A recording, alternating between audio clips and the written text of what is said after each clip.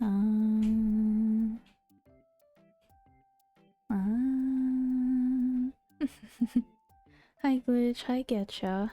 Oh, Getcha, have a good rest. Thank you for the well wishes. Today is calm. Not really. Probably. I don't know. You know, whenever I start this stream saying like, oh, it'll be calm, it'll be ASMR, it always turns out to not be. So, you know, it is what it is. Hi Justin and hi Zil. Welcome, welcome, welcome. We are reading Fata Morgana today. Yes. It's been a day. I'm going to take it easy. We'll have a good time. We'll discover what's in that next door, and it'll be good. Probably. Well, not like objectively good. It's probably gonna be some other eldritch horror, but you know, it'll be good. It's been alright. Been sleeping all this week. True! Majority of it due to the weather being iffy. Understandable. I feel the weirdness. It's been a weird sleepy week. I made myself sleepy like so many times playing Power Wash Simulator. Oh, also Glitch, I would be down for the DBD visual novel. That would be fun to do, to read with people. Gosh, all I do on my streams is read, huh? But it would be fun. I would go for Spirit, honestly. Oh, but I discovered Huntress has short hair, and that kind of like activated my neurons. I thought her hood was like long hair this whole time, but when I saw the art where she had like short hair, I was like, oh, ma'am, hello. Heck yeah.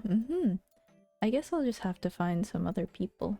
Wise for sure probably is down. I don't know. I don't know who else. I mean, it'll be fun regardless.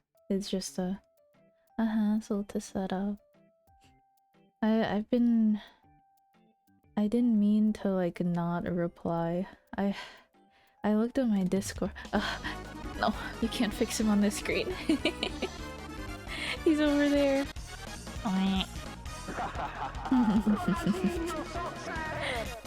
Thanks. What was I saying?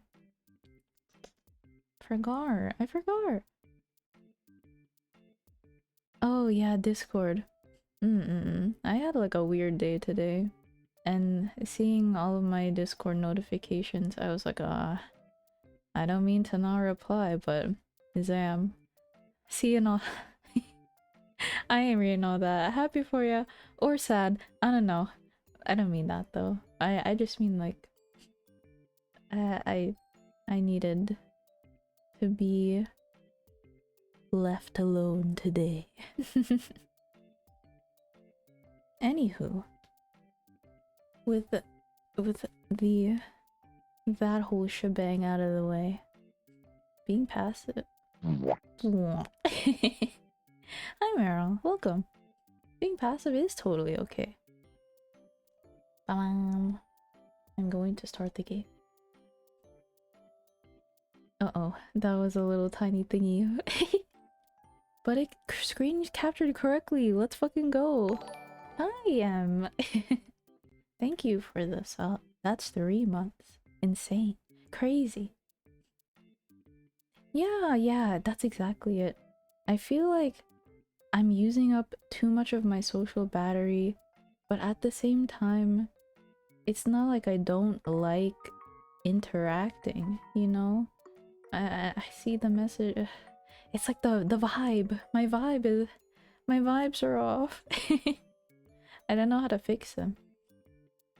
But hi, I think you're playing more straight today, right? Did you continue to enjoy? That's fair, to be honest. Hope you're doing okay. Oh. Oh. I saw a funny video today that was just oh, the misery. I don't know which VTuber it was, I didn't pay attention, but their whole chat was spamming them during karaoke. But yeah, thanks for understanding. I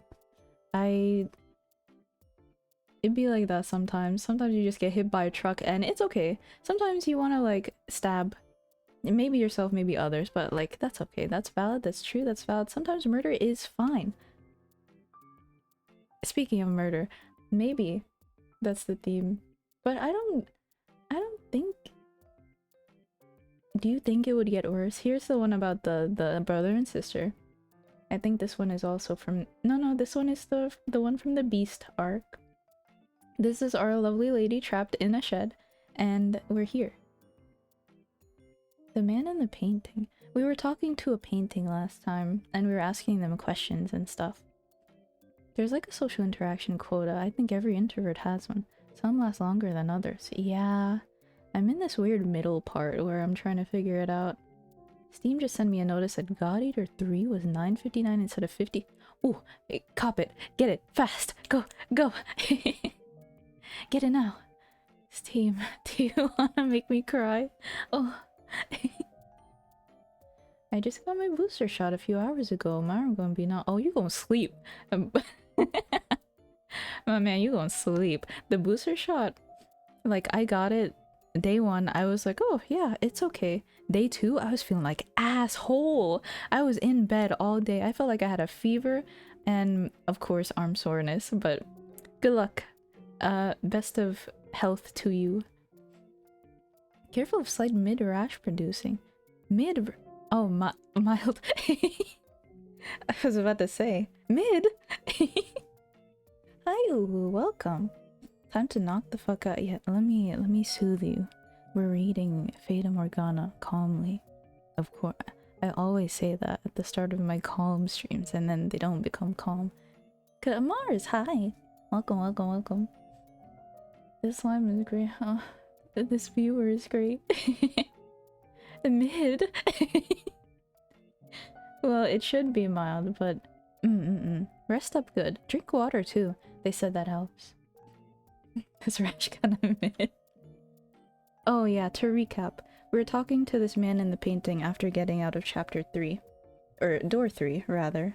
We were holding our maid's hand and then we didn't let go, I think, but we got distracted and we asked this man a bunch of questions. I can't even tell you what you look like, because I think we asked, who are we? The maid who was with you before. Did she call you master? That's kinda... Hey yo, did I forget to sync up my VT? Yeah, I did. Let's fucking get it. Hold on, let me get you the nya. The nya. But streaming help feel better. It's good. Streaming how good feel. This rash kind of mid. It's still making me laugh. But yeah, good, good, good. Oh, gaming. He's gaming. Ah, I see. But the question is, which era's master are you? How many doors have you been through? Ah, okay. So they have confirmed that we're going through the eras and we're changing. Like, we are the master of this house, technically, right now. But we've just been experiencing the other eras. Like from the 1903s to 1950s to etc. 3 doors, eh? And of those, did any of them bring anything back? Ah, well, it's not an easy thing, recovering yourself. Or maybe you weren't behind any of those 3 doors. Yeah, that's gotta be it. That was your first time witnessing those tragedies. True! Yours is another door. So tell me, how'd you feel looking behind those doors? Despair? Frightening? Saddening? Heart-wrenching? Well, let me tell you something. You were able to bear them because they weren't your tragedies. The second you step through your door, you're going to cry. That's your trauma, it'll come flooding back. You... If the next door you open is yours, boy... Will you be able to bear it? Will you be able to accept your own tragedy? It's one thing seeing others suffering, but your own. If you have to face emotions you wanted to keep buried, Secrets you wanted to keep hidden away, and pain you wanted to forget. Oof, do you think you'll be able to accept them as your own? Bada bing, bada boom. If you can't, I wouldn't blame you. Bro, they became my tragedy. True. They kind of affected you, huh? That last one got you, I think. I wouldn't accuse you of running if you chose not to reclaim your old self. Nothing wrong with erasing your memory of something if it was so bad you didn't want to face it in the first place. That's, isn't there a word for that? Like, when you have trauma, you just, like, don't recognize it anymore? I forgot. I'm the one who studied psych. I forgot it all. At least I can walk through a door, you rude-ass painting.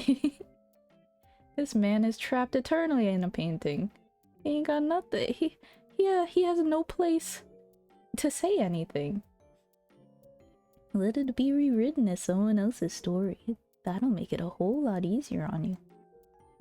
'Cause you never know, the most unfortunate tale of all may well be your own. Yeah, suppressing, that's the word. Oops, I forgot to turn off the background music, the very funny, happy background music.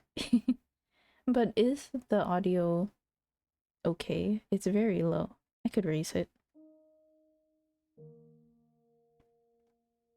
You won't know till you see it? Well, it's true enough. But once you do, there might not be any turning back. Or do you mean to reclaim your old self no matter the cost? If you do, if you're sincerely prepared to do that, then be wary of the tale that comes next. Ooh! Ooh! Any tragedy that seems too beautiful to be real is precisely that. A fabrication. Oh, my man. Can you please? Maybe this wasn't the best. My my headspace is not like. If I was looking for supportive words, this game ain't it. Oh, actually no. Side tangent. I had a week where I was just like, oh, I was eating shit emotionally, like mental. And I was so in it. Like, I remember asking Floop the night before, what do you think of Oyasumi Punpun? He went, oh, you need to be in a good headspace for that. And the next morning I woke up, I was not in a good headspace, but I was like, you know, what if I decided to punish myself? And so I read the first 3 volumes, I felt better. I was so wrecked for some reason that I was like, man, Punpun, he's really pure. What a guy, what a character, what a relatable character. Him crying on the couch with the text, he's crying for no reason. He doesn't know the reason. I was like, yeah, Zam, true. Sad Zam, but positive, because I'm feeling better now.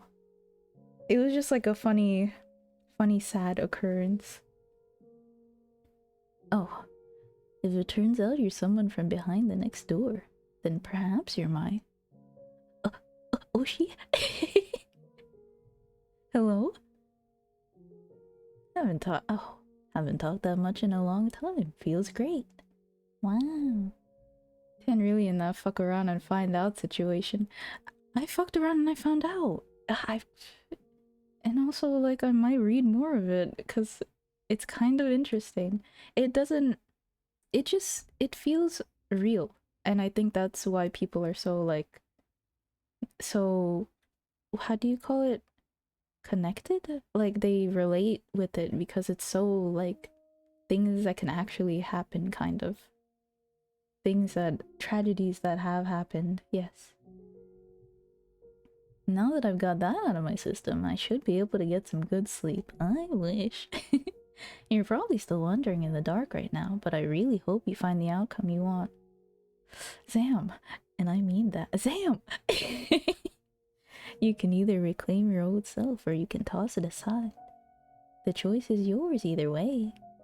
Now, since it looks like your escort isn't showing up, what do you plan to do next? How about taking a look around the place, since you've got a little free time? Could you come across something? Could be. You come across some things you wouldn't with her around. Yeah, that's true. That's true. That's true. Oh, right. If you're going to go exploring, I've got the perfect thing. Stick your hand into the canvas, would ya? Oh. The painting was still wrapped in an impenetrable darkness. A perfect, all-consuming void. The man had told you to put your hand into it. You do it. Oh, wait, hold on. I have the option. I've been told that there are choices in this game, so I can save just in case, and I can refuse. You did not reach into the painting. You were not interested in being swallowed up by darkness that could lead anywhere. Well, if you don't want it, so be it. Not gonna force you to take it. What waits ahead will probably not be pleasant. But if you think of it as someone else's paint, that should take a little of the weight off. Farewell. Okay, no, I wanna know. Wait. Hold on. Now I wanna know.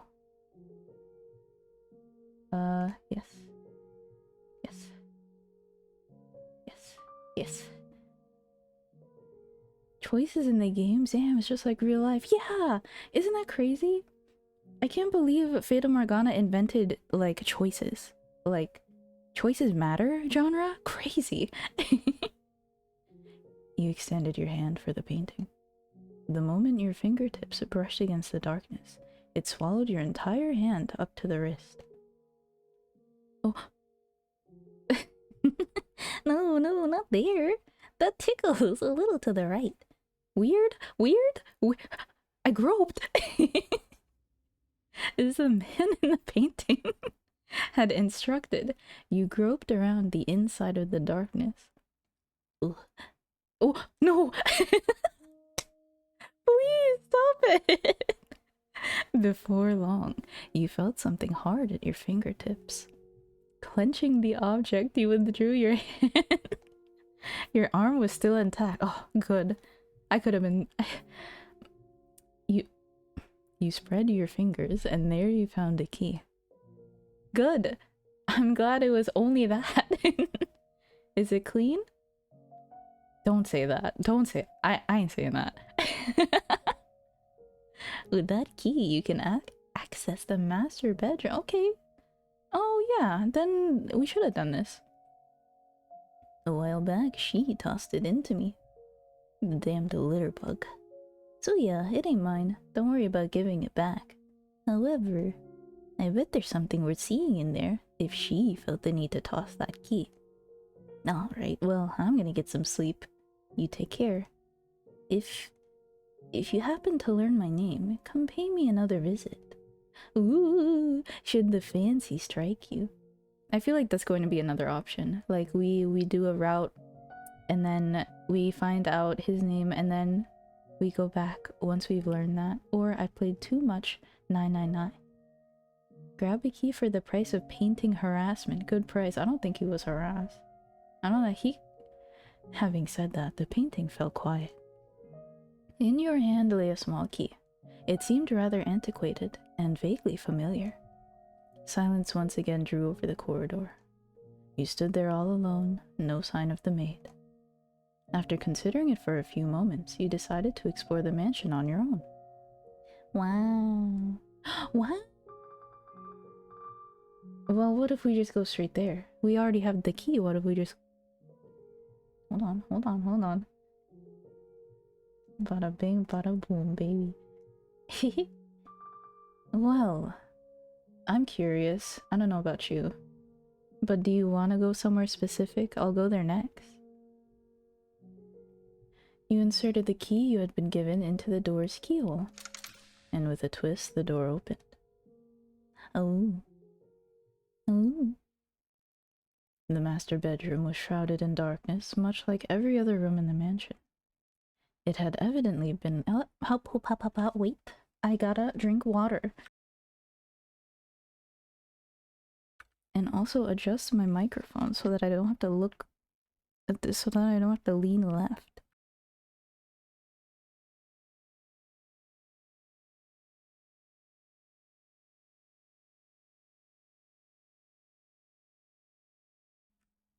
Ah, yes. I'm going to use as many save slots as I want to. It had evidently been left unused for some time. The air in the room was stale and forlorn. Master. A voice seemed to ring out from somewhere. Come on, get up. Up with you. Ooh, master? Why? Different girl. Okay. Okay. See, what did I tell you? It's so much nicer in here with a little light. Without warning, your whole world took on bright, vivid colors. Light streamed through the window, illuminating a well-lived bedroom. A woman's silhouette stood before you. Wait a sec. Don't you hide under your bedspread. Get out of there. Oh, but master, you agreed that I could open the windows. Don't worry, I've put curtains up. If it gets too bright, you can draw them. Mornings take the best parts of being outside and squeeze them all into the same few hours. You don't have to go outside in the sunlight for it either. Just listen to all the wonderful sounds. The joyous songs of the birds, the swaying of the trees, the rustling of leaves. You tried to call out to the silhouette, but it did not respond. Reaching out for her, your hand simply passed through her body. It did not seem to be you that she was speaking to. Oh, yeah, that's what I was thinking. Perhaps you were looking at a scene from some other period of time. Am I being as pushy as I feel right now? I completely misjudged you. You're the exact opposite of what I thought you were. Let's see. I thought you were cold and cruel, heartless and incomprehensible. But I'm beginning to get a better idea. You try to put on airs, but you're really rather childish. You have a short temper, but can be surprisingly playful. What else? You have a pretty difficult personality, too. Sam, now, hear me out here. That's not everything. That's not everything. You gave me a chance to talk, and you listened intently. You can be kind of nice, too. We agreed that we would live together, just not in the same house, so we've got plenty of time to add more to the list. And I hope you can make your own list about me, too. This is just the beginning, after all. We've got a long, long time ahead of us. Plenty enough to get to know each other, no? Let's not waste any time, then. What do you say we do something today that we haven't been able to do before? Where should we begin? Is this your quarterly review? Yeah, damn. L plus ratio, plus you're ugly, plus you stink, plus you haven't showered in 3 days, plus your room's dirty. But you're kinda nice. Where should we begin? Oh, I know. We can get this place cleaned. What did I tell ya? Now that there's some actual light in here, we can see all sorts of things we'd probably rather not. Damn. Like dust. All over the place. They be going hard, true. Sam, my room's not that dirty. I'm sorry. When the woman's shadow faded away, the master bedroom transformed back into its old, dreary state. Master, can you say my name? No, this is a locked cutscene where I don't know the answer. Ooh. You were unsure how to describe the urge welling up within your breast. You could not say her name. Okay, I'm not going to do this then. Because I don't know if I can go back. Maybe you stood unmoving in the master bedroom for some time, but it did not appear anything else was going to happen. Rival, why? I messed up the cutscene. So you decided to head somewhere else. Man, oh no. Wait, no, it goes away like for real. That's not good. We don't want that, that's not good. We're going to go back.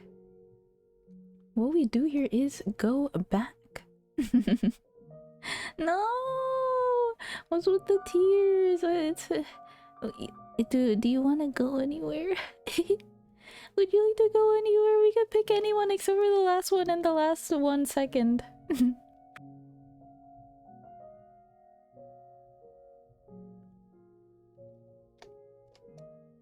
I feel like we are lacking critical information. Oh no. Oh no. Oh no. Ugh, cry.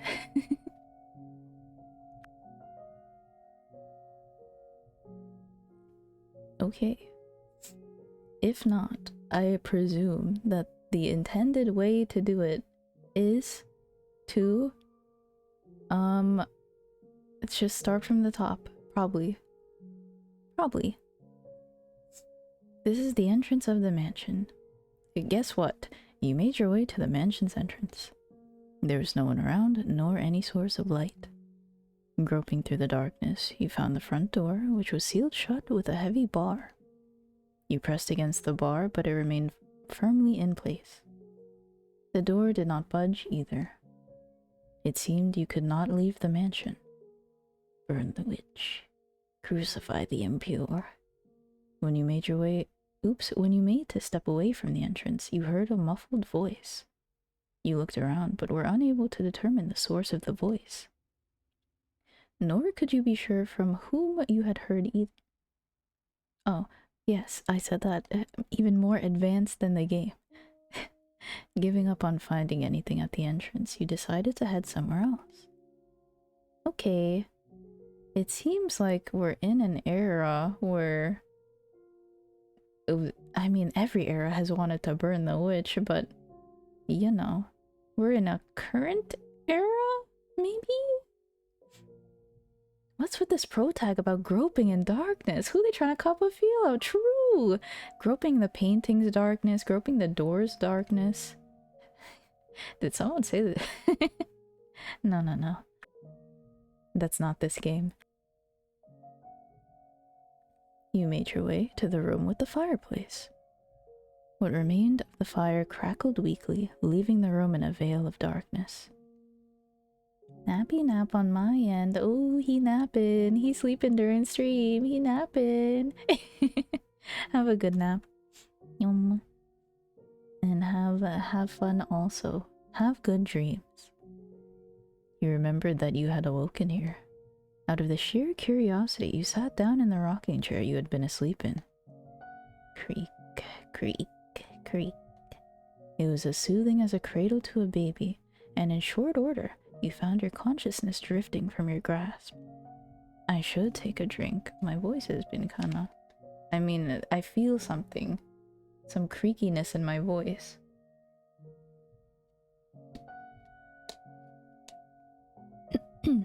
Ooh, I'm going to assume this is the lovely lady, so...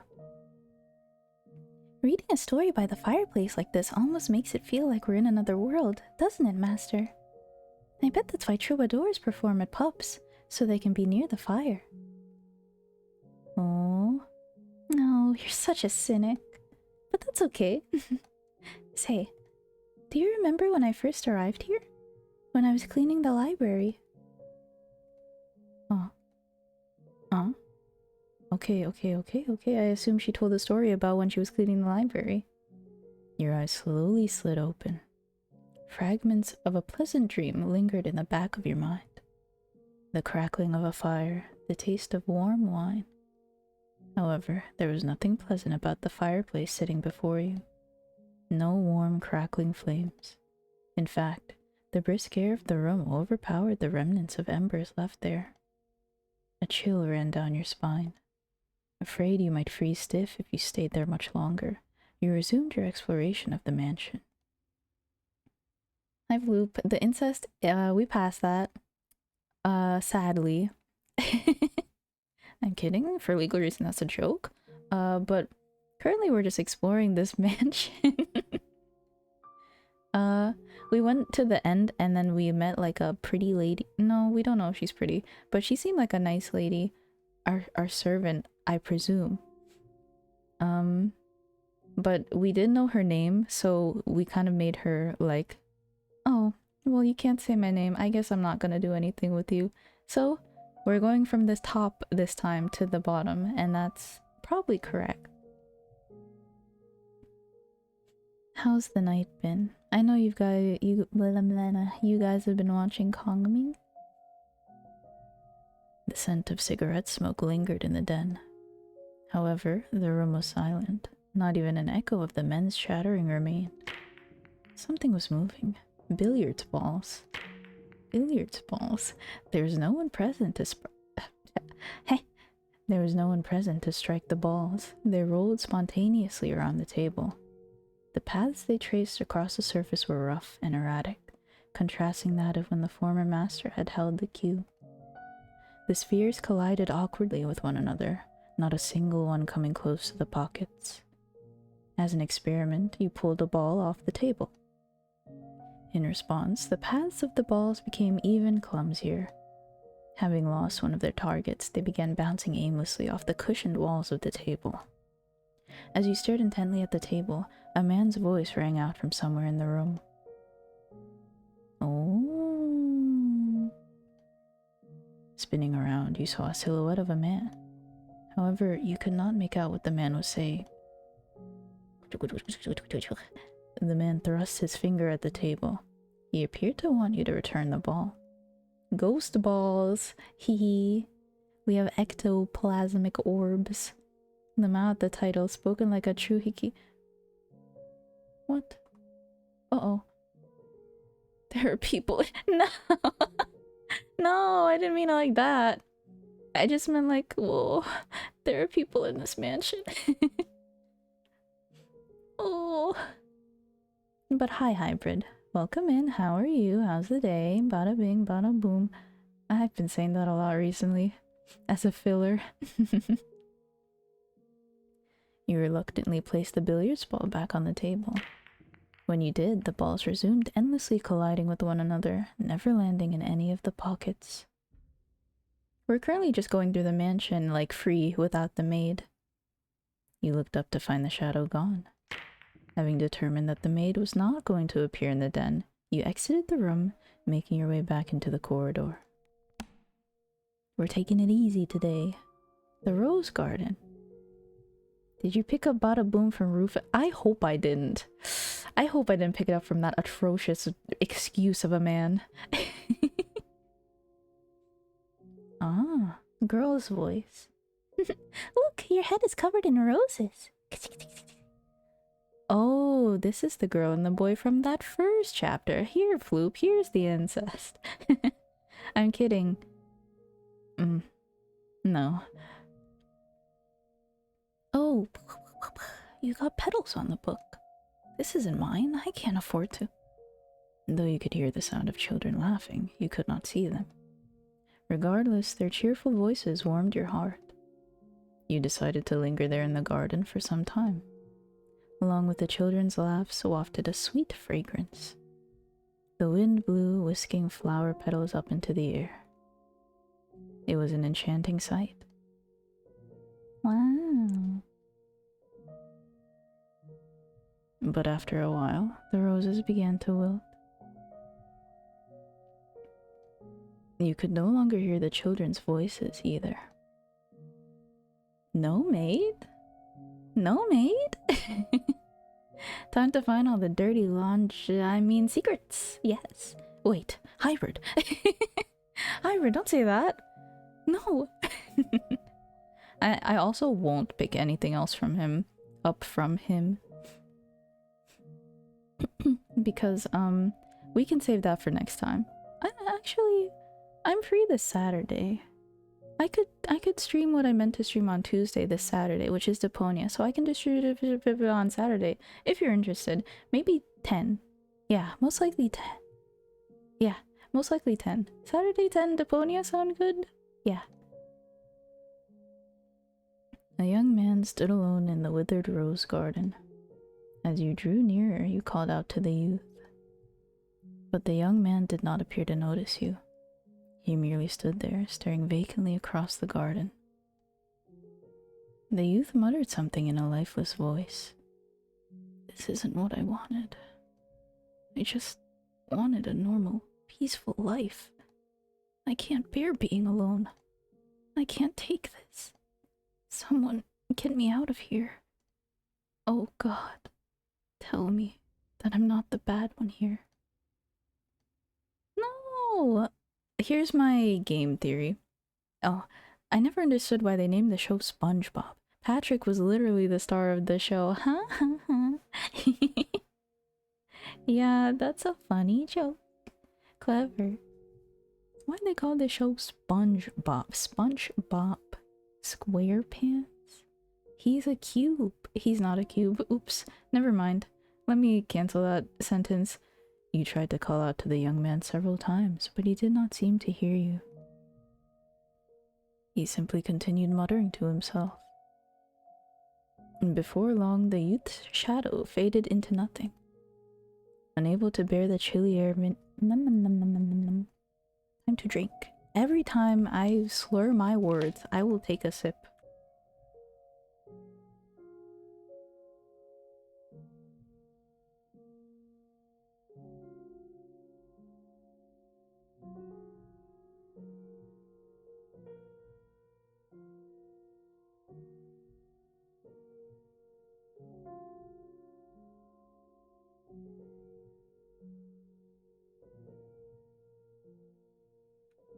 Oops, I forgot to unmute. Hello? I don't know if I read this. But we go back inside. Oh, the cellar is the beast one. Yeah, this one was the first chapter. This one is the beast one. The library is not the third one, I think. Unless there was a part in the library that I forgot.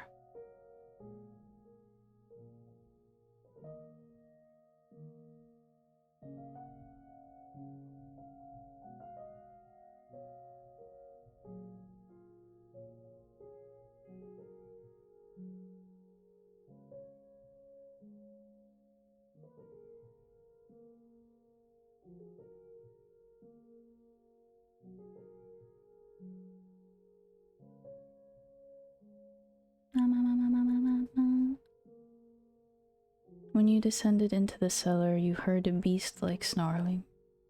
Along with it came a sour odor and the sound of ripping flesh. You could not see the beast, but that did not make it any less unpleasant. This is what happened in the second chapter.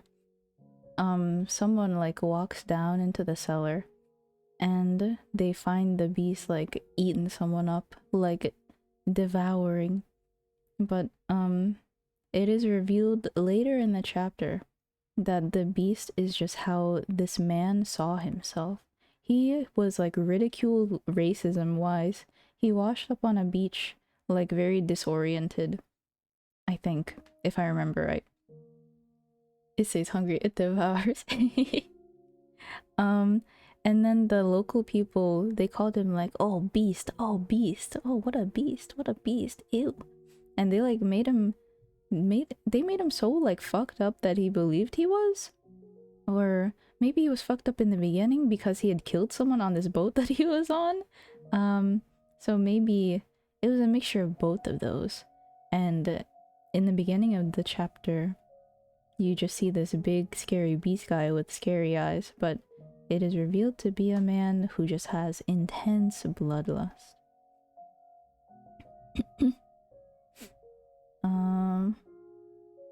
Yes, it did not make it any less unpleasant. It was stinky. Blood stinky. You made to retreat from the cellar. Oh, jump scare. But before you could, a shadowy creature lunged at you. You reflexively squeezed your eyes shut.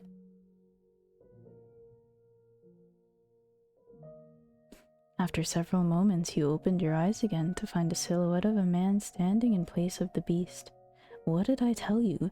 That is exactly what I just explained, but in one sentence. How crazy. You and the shadow stared at one another for some time. You asked the shadow a question, and the shadow responded. That's what he speaks. That's that non-native speaker language. However, you had no idea what it said. The shadow seemed to be trying to communicate something to you, but trying to make sense of something you could not understand was pointless. Having no reason to remain in the cellar any longer, you made your way back upstairs. Oh god. If these have meaning... That face when you get peer pressured into self-identified as publicly assigned kin. Beastkin, Beastkin! Haha, look at him. He's so thin and ugly and disheveled. Beastkin. My god, that is what happened, actually. Go through it. I dare you. That's what happened.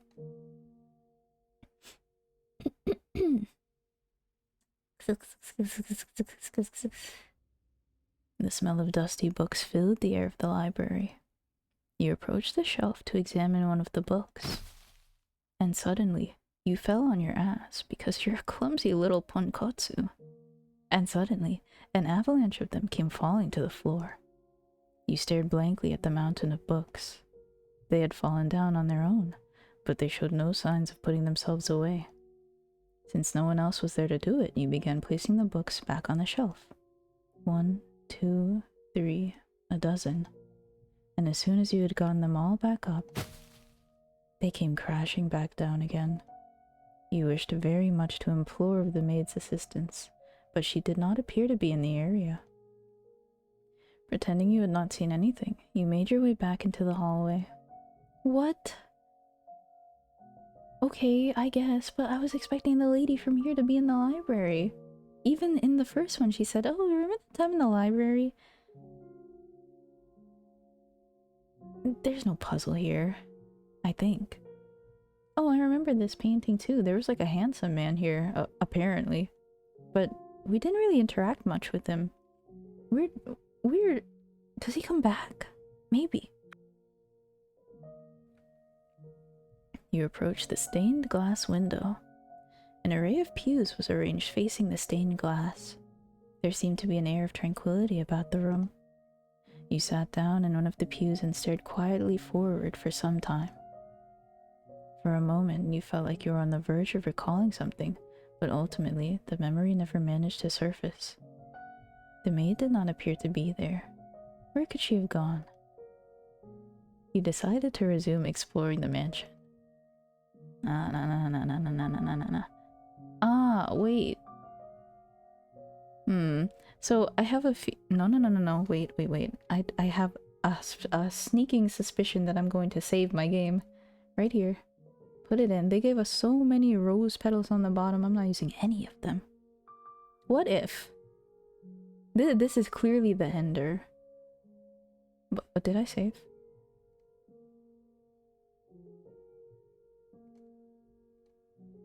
Okay, what if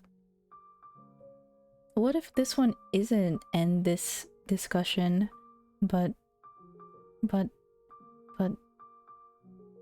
you know, cause would it unlock the scene? Was my turmoil for naught if not going through all those meant nothing? Would my efforts bear no fruit if it was just the same fucking cutscene? So let me check first. And then, if it isn't, then we can just skip through this, and then... Yeah, you know what I mean. Cause like, what if it's the same? And what if I had to call for... Anyway, you understand what I mean. God. You tried calling for the maid. It was quiet. A sense of loneliness fell over you. Oh, bitch. What if it's one of those funny game moments where you try again and then it works? Oh, you're making me depressed. I guess this was the correct way to do things then. I suppose. So, we'll do this.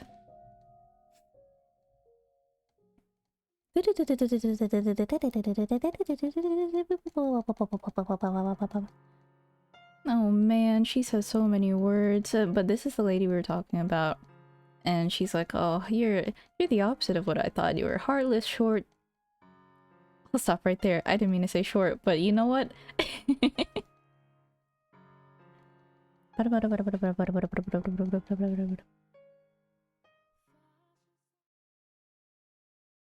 Okay, this is the part where it's like, can you say my name?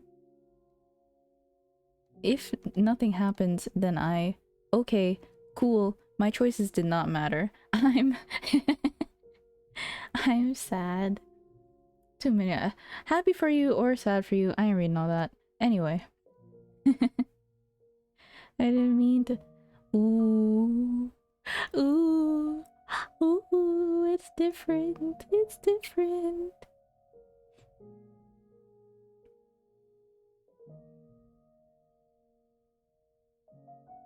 You returned to the room with the stained glass window. You had searched throughout the mansion, but had no luck finding the maid. You felt somewhat tired, though you were not quite sure whether it was physical exhaustion or otherwise. You had little interest in doing any more moving about. Taking a seat in one of the pews, you gazed up at the stained glass. Staring solemnly down back at you was the archangel said to weigh the souls of the deceased. John. Perhaps he was trying to weigh your soul. Let me take a sip.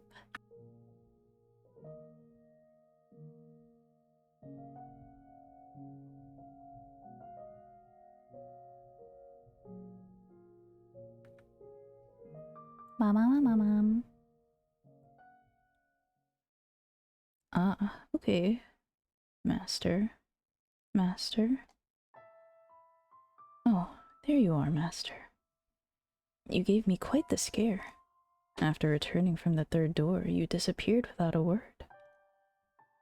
Oh my, it was I who disappeared? That is quite strange. I did not go anywhere, as far as I am aware.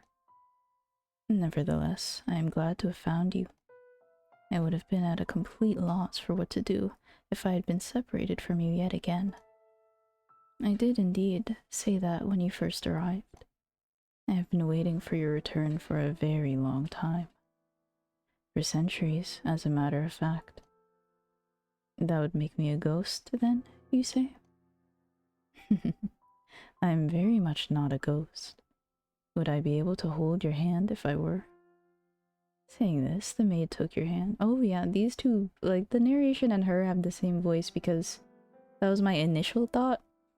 I thought this was her saying it, and also she seems to have been narrating like most of the chapters anyway, so it kind of like, if I am right and narrator is her and she's like a mastermind of something, then I'm gaming, correct?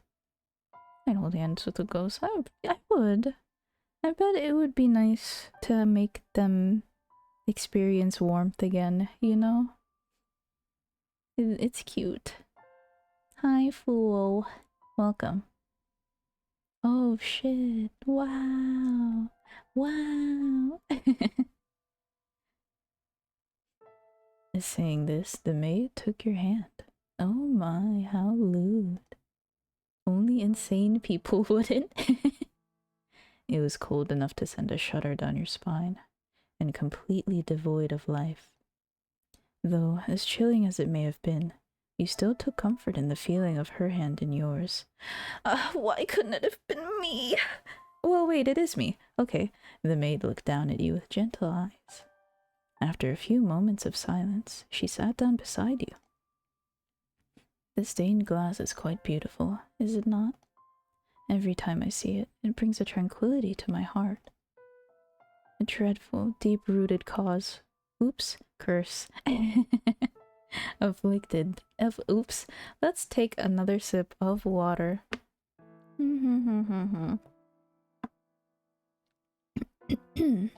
Excuse me.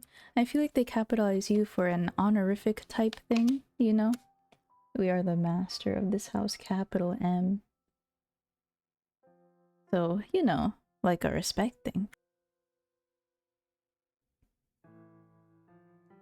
Oh, a dreadful deep-rooted curse afflicts this mansion. There's the correct reading. However, this room is the one exception.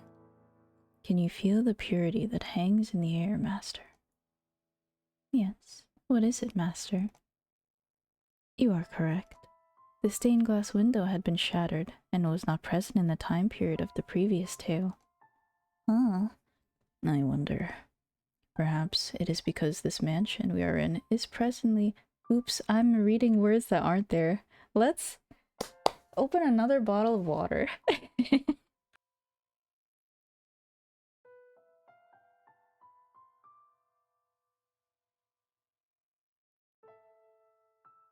Yeah, I mean, you would know. And also, yes, it does it in the narration. Thank you for the drink. I'll drink again. 2 bottles.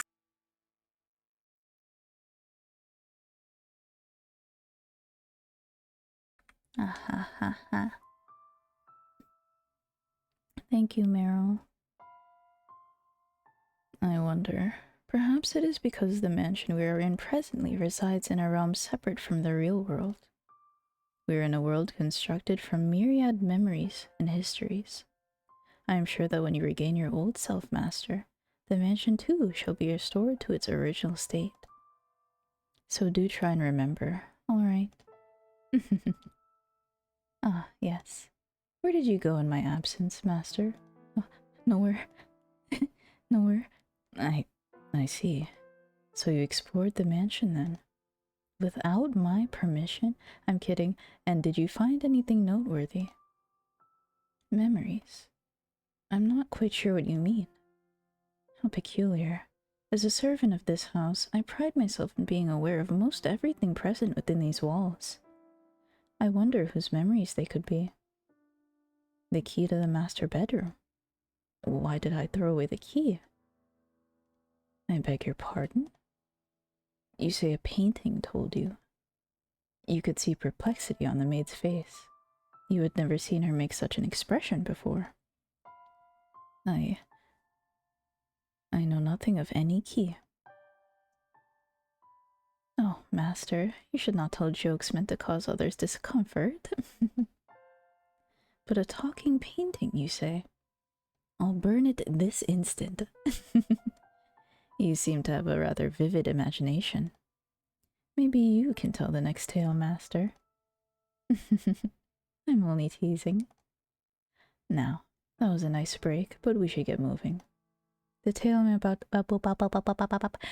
I'm about to show you is the last of the mansion's memories. We are on the last one. Ooh. Okay.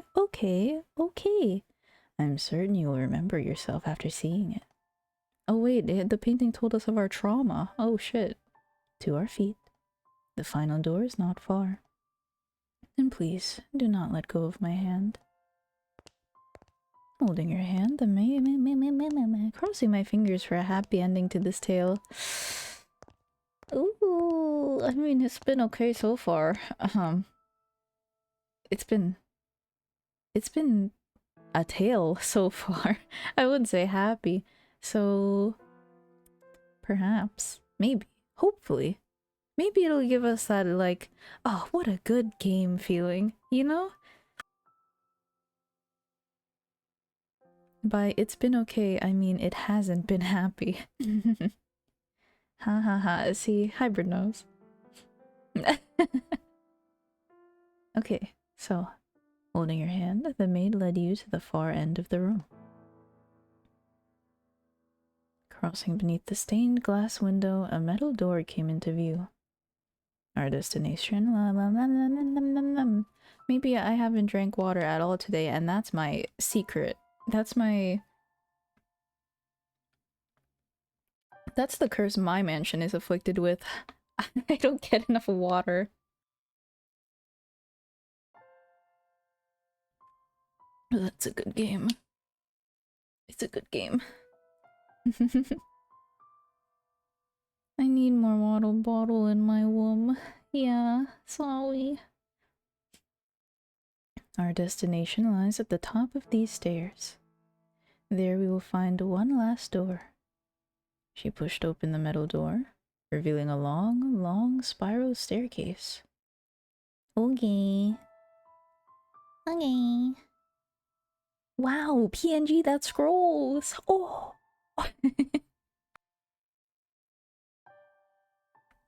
Insane! Crazy of this game.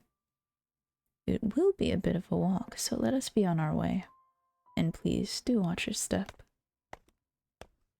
This is called an observation tower. Normally, towers such as this were built in castles or churches, so it is rather strange for there to be one in a mansion. The last door I wish to show you, master, resides at the top of this tower. Man, this mansion whack as fuck. It's got a tower. How big is this bitch? Rectangular windows were carved out of the stone in several locations along the way up the spiral staircase. You attempted to peer out of... Wow. Let me stretch. Maybe that's the solution. Maybe not tensing up so much. Don't tense up. Don't tense up. Relax. Be in your zone. Vibe. Tremendous. I'm stretching. I'm stretching. I am cursed because you say scrolling PNG. I think PNG tuber upstairs. their little PNG tuber thing. It's just a little. It's like it's this PNG, but transparent, of course. When they talk, it like it rockets upward. There's no scrolling in Discord Reactive, so it just it's just boof boof boof. PNG is a forever changed word indeed. No one can think. You're going to tell your kids about like PNG and they'll be like, oh, what do you mean, like VTuber or like the meme? What memes are made of? PNGs? You attempted to peer out of one of the windows, but all you could see was a thick layer of fog. Perhaps the maid's suggestion that the mansion did not presently reside in reality was, in fact, correct. Would she lie? No! With each step upward, you found yourself gripped by an indescribable sense of anxiety. Hi, Genki. How are you? Has anyone ever hit you with the Genki desu ka? Need me a goddamn JPEG tuber. Have them be all like janky, low res, low quality. Not even... No, not that meme. I say that meme too much too. But JPEG tuber. Just have them like so unrendered. Low poly tuber. Ayo, those are actually really base. I really like the low poly style. Shit that looks like it came out of a PSP. Yeah, they're vibing. They're like built different. They're built different, quite literally. And they exist though. They're really like cute and cool. If I ever had the money, I would act up. The feeling somewhat resembled irritation or annoyance. Sensing this, the maid tightly gripped your hand. There's nothing to worry about. You will be fine. It is all in the past. Zam! Yeah, those are words. Those are good words. Damn, I wish a woman would hold my hand, tell me this. Damn! Damn! Ooh, yeah. Have just spiky titty. Really question, Stan. Cone, glass, or waffle cone? Oh, personally, I like sugar cones. Glass. Oh, like put it in a glass. Sorry, I misunderstood that like really. I may be stupid. A little bit. But I like eating out of a bowl. Also, no, glass might be my favorite actually now that I think. Because with a glass bowl, you can have the most goated combination. Ice cream with chocolate shell on the top of it. And that's it. That's it right there. That's all you need, really. My top two would be sugar cone. And then waffle cone. Yeah. The soft sugar cones are nice because, I don't know, they're nice to eat. It's like cardboard. It's like edible cardboard. But not like the actual, like, edible... You know, they built... They have, like, wafer candies? No, I don't know what I'm talking about. Those are also good. Biting into that clear glass, that strong crunch. Yeah, love that texture. No. Yes, okay. Oh, I need a woman. No matter what may happen, so long as you do not let go of my hand, you have nothing to fear. You and the maid continued to climb the stairs, up and up, around and around, marching ever nearer the supposed final door. That clear glass is reserved for halali. Halali? Oh, wait. Do you mean Ollie, like, Hololive? Does she have a halo variant? That would be cool. Halo for context is a Filipino dessert wherein it's ice cream, typically ube ice cream, which is sweet potato yam ice cream, purple yam ice cream, that's what it is. And then it has a bunch of shit in there like beans and milk and like little jelly cubes and probably more. You could probably put a lot in there. Coconut, probably. Cheese? Yeah, cheese is in there for sure. It's a lot, and it's called halo because that's the word for mix. It's kind of like fua fua. Hi, Wise. How's the new chapter so far? We're actually, thank you for the 9 months. That's a lot. Wow. We're actually walking up this spiral staircase with the maid after exploring the mansion a little bit, finding another lovely young lady maid. We don't know what she looks like, sadly, but we're going up to the final chapter now. High up into the tower is the light from How are you, Wise?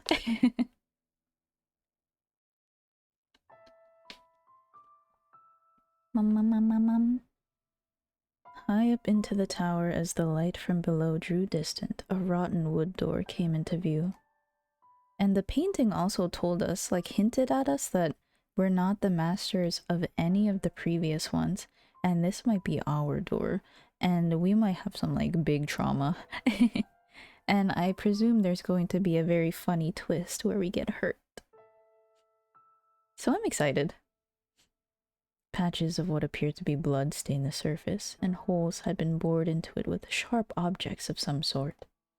You heard a scream from far below, where no one should have been. Kill the witch, kill the witch, kill the witch!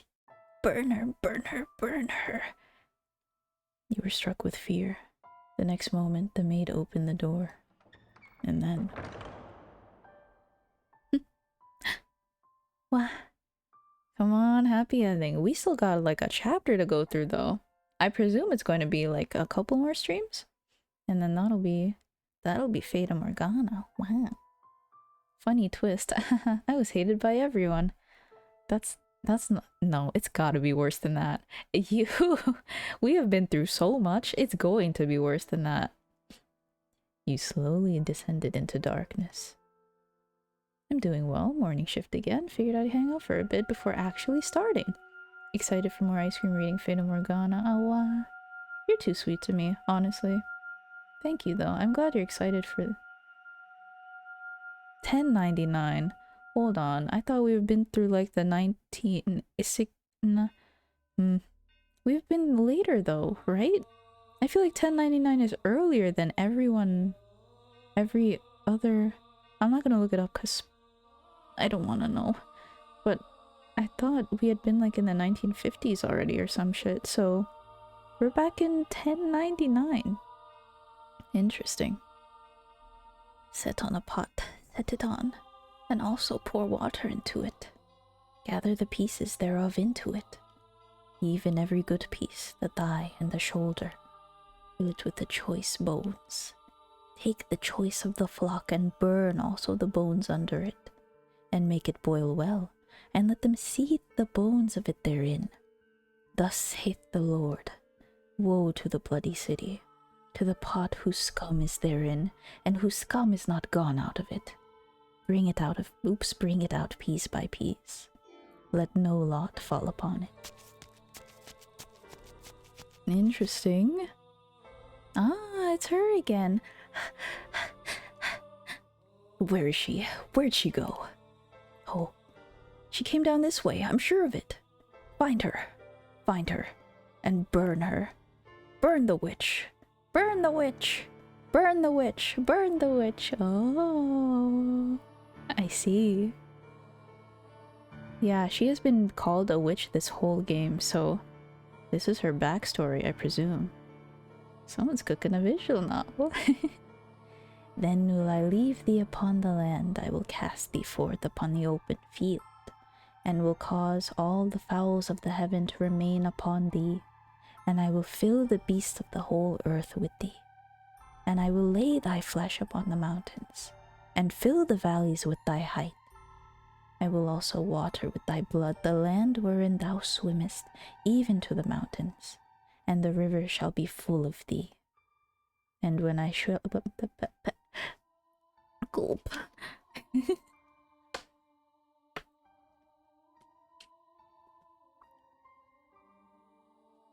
And when I shall put thee out, I will cover the heaven and make the stars thereof dark. I will cover the sun with a cloud, and the moon shall not give her light. All the bright lights of heaven will I make dark over thee, and set darkness upon thy land. I seem to have lost them. Now, where am I? Where should I go from here? What am I to do? Darkness spreads as far as the eye can see. Not a ray of light shines down upon me. All that strokes my cheek are tendrils of darkness. Every passing day, every fading hour, my world is engulfed in ebony. There exists no kindness in this shadow, only solitude. I've lost track of how long I've been on the run. Oh, it's her, oopsie. Wandering aimlessly, lost until I arrived at this dark forest. I no longer have anywhere to go. O Father who art in heaven, I kneel to thee within my heart and ask of thee thy blessing. O Father who art in heaven, I ask of thee to shine thy light upon me and show me the way. Please have mercy upon my soul. O Father who art in heaven, I do love thee dearly. Hallowed be thy name. Please show me the way. I may be shunned and persecuted, and I may have no place to go. But nevertheless, I am unable to give up on life, to cast aside my hope. Zam! Okay, witchy music. Yeah, we've got that cooking up a pot of... Well, she's not evil. Cooking up a brew of something. O Father who art in heaven, please guide me unto salvation. O Father who art in heaven, please guide me. I can no longer remember when my life became naught but running, when it became endless wandering in the dark. And now, when I've reached the point where I've long since forgotten my hunger and thirst, my voice has become hoarse, my vision gone blurry, and my consciousness begun sinking into a hazy morass. That mansion appears before me, wrapped in a morning fog that seems to foretell rain. Oh, wait, her short hair kind of looks like the girl that we met in the mansion. Ooh, perhaps. God is like, girl, who do you think brought people to burn you? Y'all ass bewitching. She seems so sweet and innocent. I'm ready to hear she did some vile act to get stuck with immortality. Well, she's not immoral. Thank you, JB. Hi, welcome in. We're reading. We've got to the last chapter, and we're currently going through the white-haired girl's lore, I think. This is 1099 AD, after Christ. Hiya. How are ya? Oh my. The mansion comes into view like the world fading in after a dream. It doesn't appear as though anyone lives here. All the windows are either boarded up or shuttered, as if it's long since been abandoned. A tower, which seems out of place in a personal residence, stands tall beside the mansion. Hey yo, if I had like a personal residence, like a castle, a mansion, yeah, I would put a fucking tower in there. That would be sick. Can you imagine having like a castle with a tower, and that's like your not crawl space. That's like your space. And you could see over like huge horizons and shit. That would be based. I don't know if you asked me how I am because I'm in a VC. Yeah. While listening to your stream and another, but I'm doing Gucci. How about you? Good, good. You enjoy your vibe time, yeah. The whole building seems as though it could disappear with the fog. It has an unwelcoming presence, freezing me in my tracks. However, if this is where you have led me, then I shall follow your guidance. Having nowhere else to go, this mansion is my only salvation, the light that guides my way. And so I must have faith that no matter what I find, whether spirits or wild beasts dwell within these walls, that this is where I will find peace. Oh god.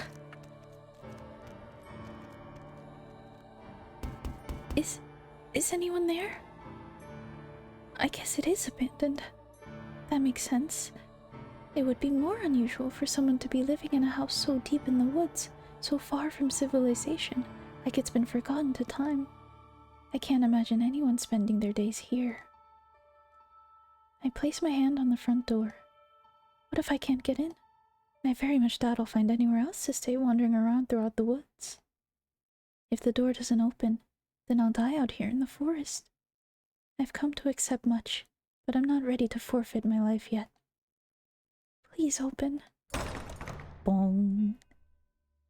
Headline: Gelato begins designing evil layer, demands easily dependable tower emplacement.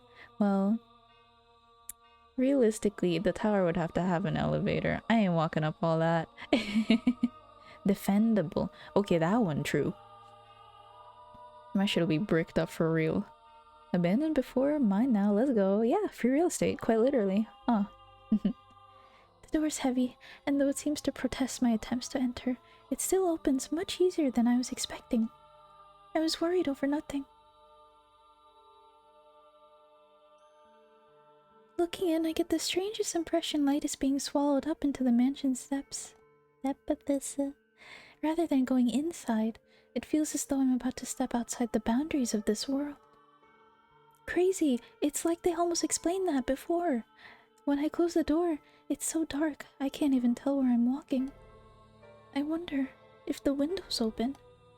Though I managed to fumble my way over to a window, it's tightly shuttered, and the shutters are caked with rust. I'm probably not getting it open without a fight. If only I had some source of light. I can't even see my hand waving in front of my face. It feels like the floor will fall out from under me, and I'll sink into eternal darkness if I don't watch my step. Fighting back that fear, I slowly walk forward, tracing the wall with my hand. There's a door at the end of a long corridor. I pull it open and a wisp of bone-chilling air brushes past me. It's too dark to see anything, but I can feel something different present in this area than the rest of the house. Something is built different here. Uneasiness grips me. Is anybody here? My voice simply disappears into the void. No response. As I'm pushing forward through the freezing air, for a split second, I spot a shimmer of light. Squinting my eyes, I'm able to make out a large window. Unlike the others, it's not shuttered, but covered by drapes. My chances are slim, I imagine, but if there's even a slight possibility of getting some light in here, it's worth a shot. So I pull open the drapes. Huh. It's him. The next moment, faint but colorful light shines down upon me. It's a stained glass window. From beyond the glass, I can hear the subtle pitter-patter of rain. I guess it finally started. The different colors of light blend into a milky white, dim but wondrous. It's gorgeous. Why would someone cover this up? It's beautiful. With a little more light, it'd be... Please do not touch the drapes. Ah, who is this? Or the windows? Suddenly, I hear a voice and I can sense someone else in the room. The man's voice is emotionless, neither deep nor high. Before long, he comes into view, illuminated by dull orange candlelight. Oh, hey, Michel. Michel. I'm sorry for coming in uninvited, but, I did announce myself. The man stands there, practically blending in with the darkness. Has he been there the whole time? He's staring straight at me. His gaze wavers slightly, but not enough for me to read anything in it. The candle in his hand and the light from the stained glass window are the only illumination in the room, neither of which are particularly bright. As a result, his outline is faint and blurred. It gives off the impression that he might vanish entirely between blinks. My apologies. I assumed the house was abandoned. I suspect you would have preferred it to be abandoned. Not at all. Is this, do you live in this mansion? There are people in this house! There are people in this house! That's the stream title! Oh no, he's hot! Yes, I have for a very long time. I thought I had barred the front door, but it would seem I left it open. What brings you here? If you're lost, I'm happy to give you directions. There is a village west of here. It should take you maybe half a day on foot. If you're in need of money, help yourself to some of the furniture. Trade it for food at the village, then make your way to a larger town. Please allow me to stay here. Could you repeat that? I cannot go to the village. No, I cannot go anywhere. I'm no longer able to freely return to any town. I'm being hunted. You seem rather young to be a sinner. So you have transgressed. I'm neither a thief nor an adulterer. If I bear any sin, then it has been with me since birth. I will do everything I can to stay out of your way. I simply ask that you grant me shelter until it all blows over. If you wish to know of my transgression, I will tell you. So please, do not throw me out. I see. And do you ask this of me, aware of how people refer to this mansion? Pardon? It is said that a witch once lived in this house. And not just any witch, a cursed witch. This house has been tainted by her seething hatred, and all who dwell within it meet their demise. But you live here, don't you? Like her, I too am cursed. Huh? What kind of curse? Worst kind of witch. What, witch since birth? The one thing I can tell you is that your life is in danger if you get involved with me. I'm a bad boy, you see. Should you approach my curse, I am likely to take your life. You'll kill me? Yes, so you do not belong here. To live with me in this mansion is to sentence yourself to death. No matter what path I choose, I very much doubt I have a future. And if that's the case, then I shall live how I want. I don't care what people say about you or this mansion. I wish to stay here. You might think I'm rather strange, but my heart tells me that I must stay here, that I was guided here. And hearing what you have to say only reinforces that. What are you scheming? I am not scheming anything. I am simply tired of running. So if your curse is going to kill me, then perhaps that's for the best. At the very least, you won't be hunting me. You won't try to flay me, or tear off my arms, or rip the flesh off my bones. My bones. God damn it, witches again. She's a witch. He's a witch. I'm Squidward. And that's enough for me. If you have committed to sin, then why do they hunt you so fervently? If you have committed no sin, rather, my bad. So the mansion let her in because she's a witch. 5 head. Ah, Lamau, perhaps. Only witches only zone. I am accused of being a witch.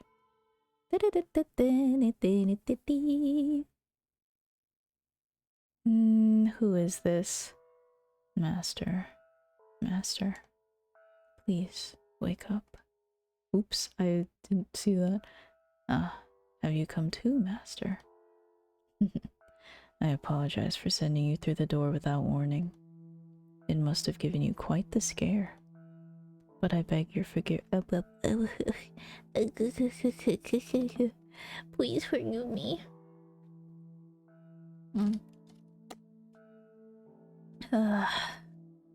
Let me let me stretch. Yeah, we're gaming. We're gaming. We're gaming. We're gaming. We're gaming. We're gaming. Hopefully everyone else is too.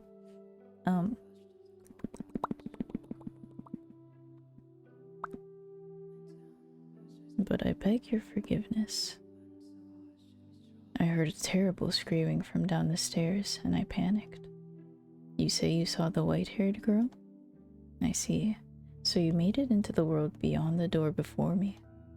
I am deeply relieved that I was able to take your hand before losing sight of you. I presume you have already grown familiar with the atmosphere of this time period, Master.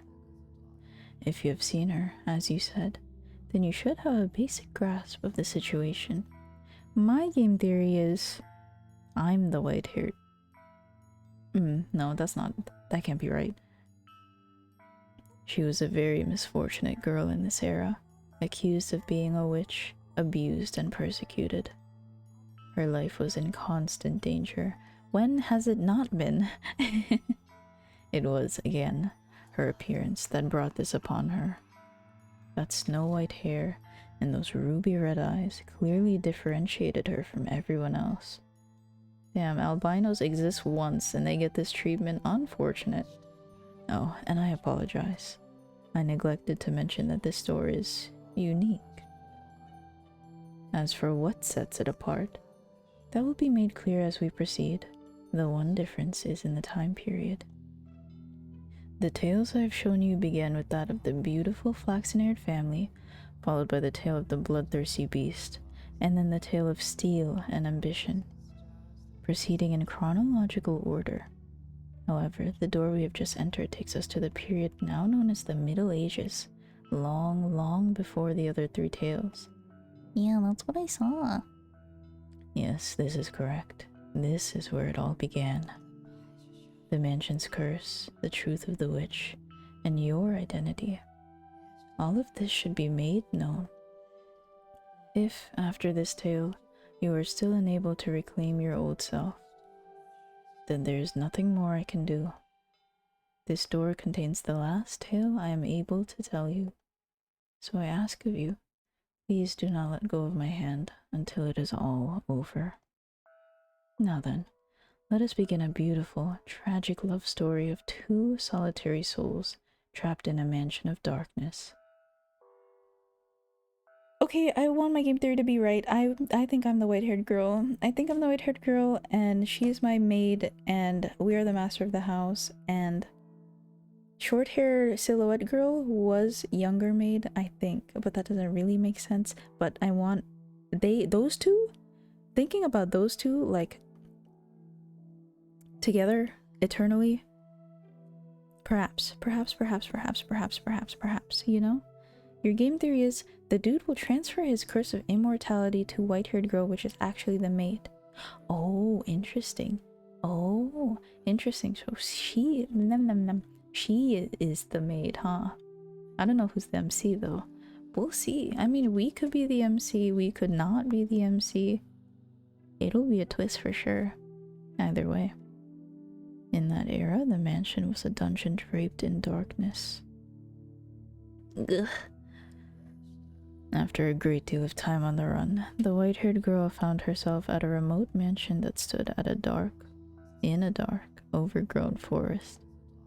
All the windows were either boarded or yeah, I read that right. That's true. They were boarded. All the windows were either boarded or shuttered, and it was even darker inside the house than out. Not even a ray of moonlight could enter those walls. Only naturally the white-haired girl had assumed that nobody lived there. But her guess was incorrect. Someone did, indeed, dwell in the house. It was a young man named Michel. Though she could not make out the details of his face in the candlelight, she thought him a very handsome man. However, he proclaimed to her that a witch resided within the mansion, and that he too was cursed. Everyone who got close to him lost their lives. Do you think that what he told her was all nonsense? A lie devised to chase her out of the house? No, I don't think that. The truth of the matter shall come to light in time.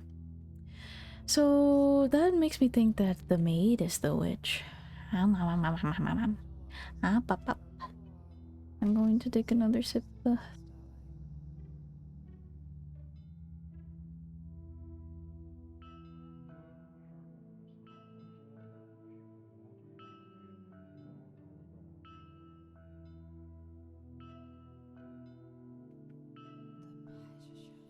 Despite Michel's assertions, the white-haired girl decided she would take up residence within the mansion. This heiress white-haired girl was younger than the others. She was still in her early teens, young enough to be seen as still a child. But she was neither as self-centered nor irresponsible as you might expect of someone her age. She was very delicate and reserved, and acted with a great deal of modesty and restraint. No jokes. The accusations of her being a criminal and a sinner were grossly inappropriate. Nevertheless, she was still chased from her home, barely managing to flee to this mansion with her life. Now, the white-haired girl thought it would be rude to simply take up space in the mansion, so she chased down the master, Michel, and asked, is there anything I can do to help? I'll clean or cook or do anything. Just let me know. I want to repay you for allowing me to stay here. You need not feel indebted to me. The weight of that obligation will only turn to disdain. But I can't just stay here and do nothing. Do whatever you like, as long as you do not enter my room. That is all I ask of you. I've got some magazines in there. Ye old playwright, if you know what I mean, he said emotionlessly, turning away and walking off. Michel was not, I believe, spurning her. He was merely disinterested. He did not treat her disrespectfully, nor did he seem averse to her presence. Words simply did not seem to affect him at all. Not only was the mansion a prison for his body was also a prison ensnaring his heart. Oh my god, this edgelord. My dirty socks, do not. Please, do not touch them. I should still do whatever I can.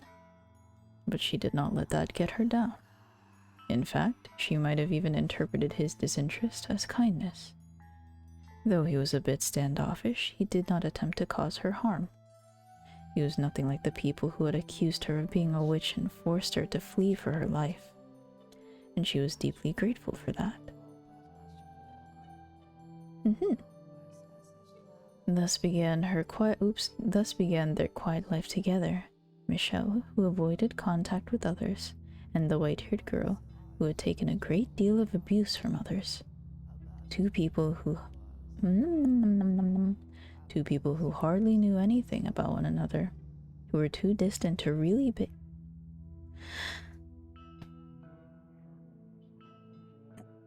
Don't redeem stretch. I'm stretching. Don't do it. Don't redeem water. I'll drink. Save your points.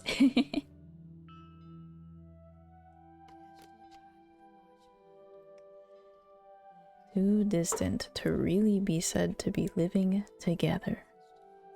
Michel spent most of his day in his chambers, so they only ever saw each other occasionally, and they hardly ever spoke.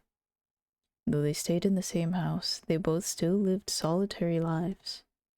Nonetheless, the white-haired girl wanted to get to know Michel better. She wanted to know why he called himself cursed, why he lived alone in this dark mansion, how many days, how many years he had spent here in solitude.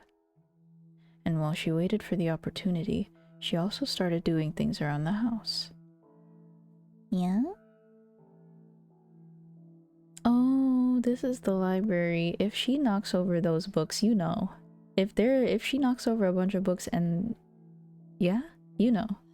You know. Our game theory's coming together. The first project she set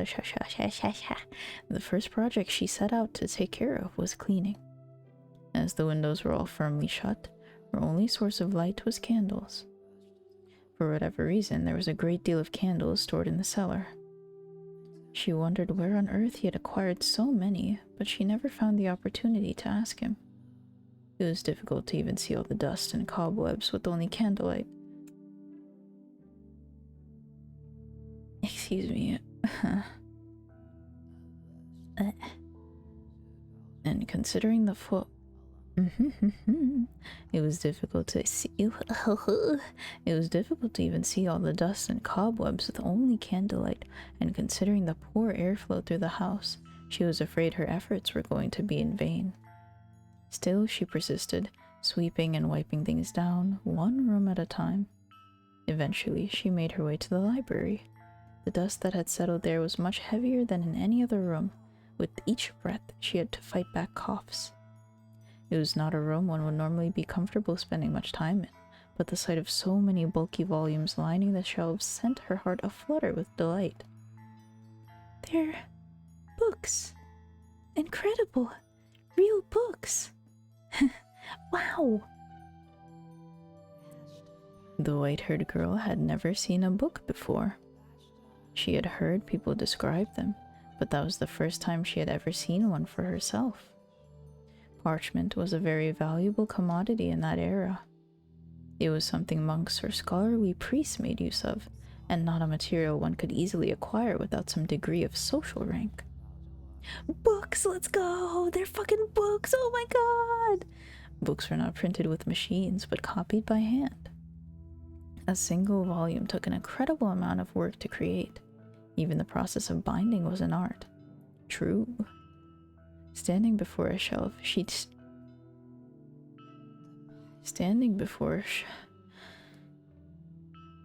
I'm going to go insane. Standing before a shelf, she stared intently at the spines. There's so much dust. Does he not read any of them? Just a peek, just a tiny little peek, she said, making excuses to the empty room as she reached her hand toward one of the books. The tome that caught her eye was on the upper shelf. It bore gorgeous jade embossing and looked like it belonged in a treasure chest. Almost. Though she tended to act older than her age, the white-haired girl was still in her early teens and not especially tall. It is the 11th century. It's like a new thing. It's like, whoa, books, they've been invented. Let's go. Just a peek. Just a peek. That is a cute emote. Wow. Even standing tiptoe, it was still just barely within reach. At long last, her slender fingers made contact with the spine, and she began to pull the book toward her. The library had sat abandoned for some time, causing the covers to stick together, so when she attempted to pull one out, several others tilted with it, and then an avalanche of books. Almost all the books on the shelf came avalanching down onto her. The white-haired girl groaned, buried under a mountain of parchment. She hoped she had not damaged any of her host's valuable collection, for the mess was enough of a setback already in her attempt to express her gratitude. Looking around, she saw one volume that was almost torn in half. Oh no. She did not know whether it was in that condition before, or if it had happened in the fall. But nonetheless, she felt horribly guilty. Sitting there, unable to get back to her feet, tears welling in her eyes. Oh, then suddenly a shadow fell over the dejected girl. Oh no, is it him? Uh-oh, it took a book in its hand and returned it to the shelf. For a brief moment, the shadow's hand reached hesitantly toward the white-haired girl, then changed course toward another book. Hey yo, are we Michelle? Hold on. Isn't that what we did? We took a book and then we put it back and then... Or am I just misremembering?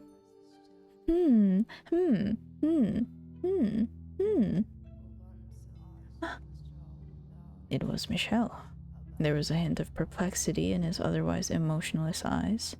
Perhaps he had heard the noise and come to see what had caused it. I'm so sorry. Your books, What were you doing? I'm sorry. I wasn't trying to make a mess. I didn't mean to damage I didn't mean it, please. I didn't mean to damage such precious books. There's no need to panic. I'm sorry. You make it sound as though I'm admonishing you. Did he want a patter? Oh, that would be cute. I think it was more of like a "are you there" type of gesture, but maybe. I don't know. What? Did you want to read a book? I do, but that's not what I originally intended. Oops, that's not in that sentence at all. I originally came here to clean. Clean? Yes, I felt guilty simply being idle. I did say you could do as you pleased, but you have no responsibility to clean anything. I just ended up making a bigger mess anyway. I'm sorry. You needn't apologize. Oh, okay. If you want to read, help yourself to any of the books. But I don't know how to read. She doesn't know how to read.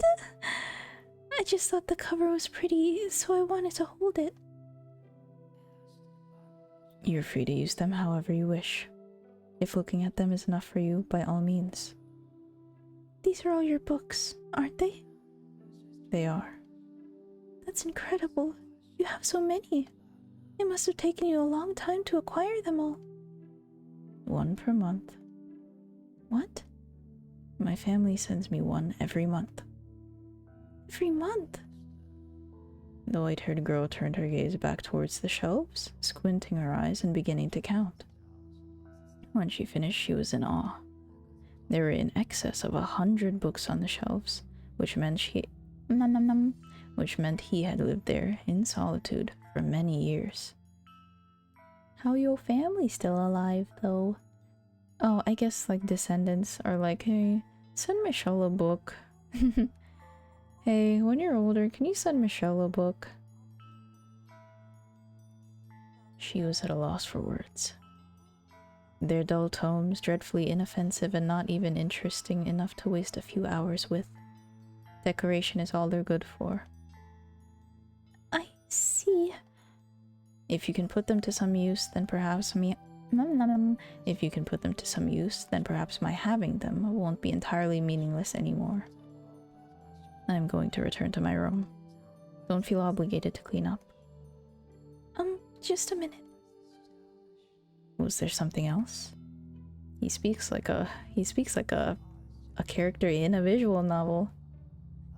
Before you closed their dialogue, was there something else you needed? Could you tell me your name? I just realized I never asked for your name. Not knowing what to call you will make conversation awkward. You don't need my name to... I want to, though. Michelle.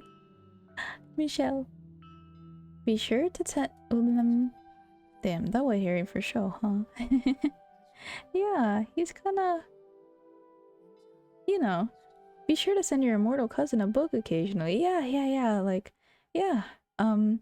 Michelle, he lives in that weird ethereal house. Here's the address. If you, want to send a birthday gift, he likes books. He doesn't like books. We don't know her name for all of the game, though. That's true! Her name is just the white-haired girl. And Michelle, like the Archangel. The name suits you quite well. It suits me. It does, although it's difficult to see you in the dark. You seem to be a very handsome man, befitting of your name. I beg to differ. Giving me his name is the highest form of mockery. I expect the real Archangel is probably rather annoyed by it. I don't know. I think it's a wonderful name. And your? No, never mind. Oh, my name. My name is Giselle. We did it. We did it, Reddit. We got her name. Ayo. There it is. Please, call me Giselle. Oh, thank goodness. For what? That I was able to get your name and talk to you for a little bit. We finally doxed her. Let's go! Let's fucking go! We haven't seen much of each other since I first arrived, so I'm glad that I got to hear your voice. So very glad. You gain nothing by speaking to me. You have no responsibility to do so, and there's no need for you to feel joy about it. I'm not pleased out of some sense of responsibility or necessity. It's just depressing not being able to have a conversation with someone living in the same house. You do not understand me at all. Plays MCR, goes to my room, locks it. As I said on that first day, my curse will one day kill you. But I'm still alive, aren't I? You are welcome to believe I am lying, or that I am merely out of my mind. But it will be too late when you realize the truth. I'll be fine, I'm sure. And even if I do die because of your curse, I promise I won't hold a grudge. Could you possibly be keeping away from me out of concern? No, I simply have no interest in interacting with anyone. Based. I would like to interact with you. If you don't mind, that is. No, silence, woman. As I told you, you have nothing to gain from that. I have nothing, not even words to give you. My body is but a shell. Even if I were not cursed, my presence would do naught but cause you discomfort. I don't think that's true. I don't believe that there's anyone in this world with absolutely nothing. There's plenty inside you. You simply haven't noticed it yet. And not all of it will only cause others pain either. If you truly believe those words, then you are a foolhardy girl. How can you trust someone you only just met? For that matter, how do you not resent everyone? Resent them? I can take a guess as to why people call you a witch, and why you had to flee all the way to this mansion. Yeah, we both got white hair. You have white hair and red eyes too, homie. What the fuck? Excuse me. Your white hair and red eyes. That abnormal, seemingly inhuman appearance drew their condemnation. I read that correctly. Let's go. And I think I didn't read that correctly. It's 3 letters. And I can think of many... Oh, that one was 3 and I added 1. And I can think of any number of reasons they might have started treating you less than human. Perhaps people around you experienced misfortune. Or perhaps there was a natural disaster, a famine, a plague, some kind of external phenomenon. There's plenty inside you, like lungs and a liver. You can't be nothing, you're right here. And you were their scapegoat. Yes, you are, by and large, correct. Then that would make me as unworthy of your trust as anyone else. I make no claim to having your interests in mind. Goodbye. If you don't mind, could you teach me how to read sometime? Did you listen to anything I said? I listened, yes. I have no intention of idolizing you, but I don't expect you to do anything for me, and I don't wish to burden you in any way. I simply wish to be allowed to be at your side. It does not matter to me what kind of person you may be. Damn. That is all I want. I apologize for keeping you. Please consider it, if it's not too much trouble. As the master of the house, Michel, made his way out of the library, he appeared to be slightly rattled. Perhaps the white-haired girl's determination had ignited something in his chained heart. Oh, can you feel my heart? Or perhaps it was something else. She stared toward the darkness into which Michel had disappeared. Then she carefully wrapped her arms around the jade-embossed tome, a soft smile spreading across her lips. He's a decent man. I'm sure of it. We're alike, he and I. And thus began to blossom within her a faint sense of fellowship, as someone who also knew solitude. Wow. They do have that. They could be friends. But I understand, like, not wanting. Thank you. I understand. Like, oh, I don't want to let anyone in. I don't want anyone to care about me. I don't want anyone to worry about me. I don't want anyone to be cursed by my presence. It had been about a week since the white-haired girl had taken up residence in the mansion. Staying in that house deprived of light was, I imagine, a very claustrophobic experience. Yeah, don't you go insane? Don't you go insane after like a day? Maybe not a day, but being in the same room for too long. And like there was a Vsauce video. He had a series called like Mind Freak, not Mind Freak, Mind Break. No. Mind.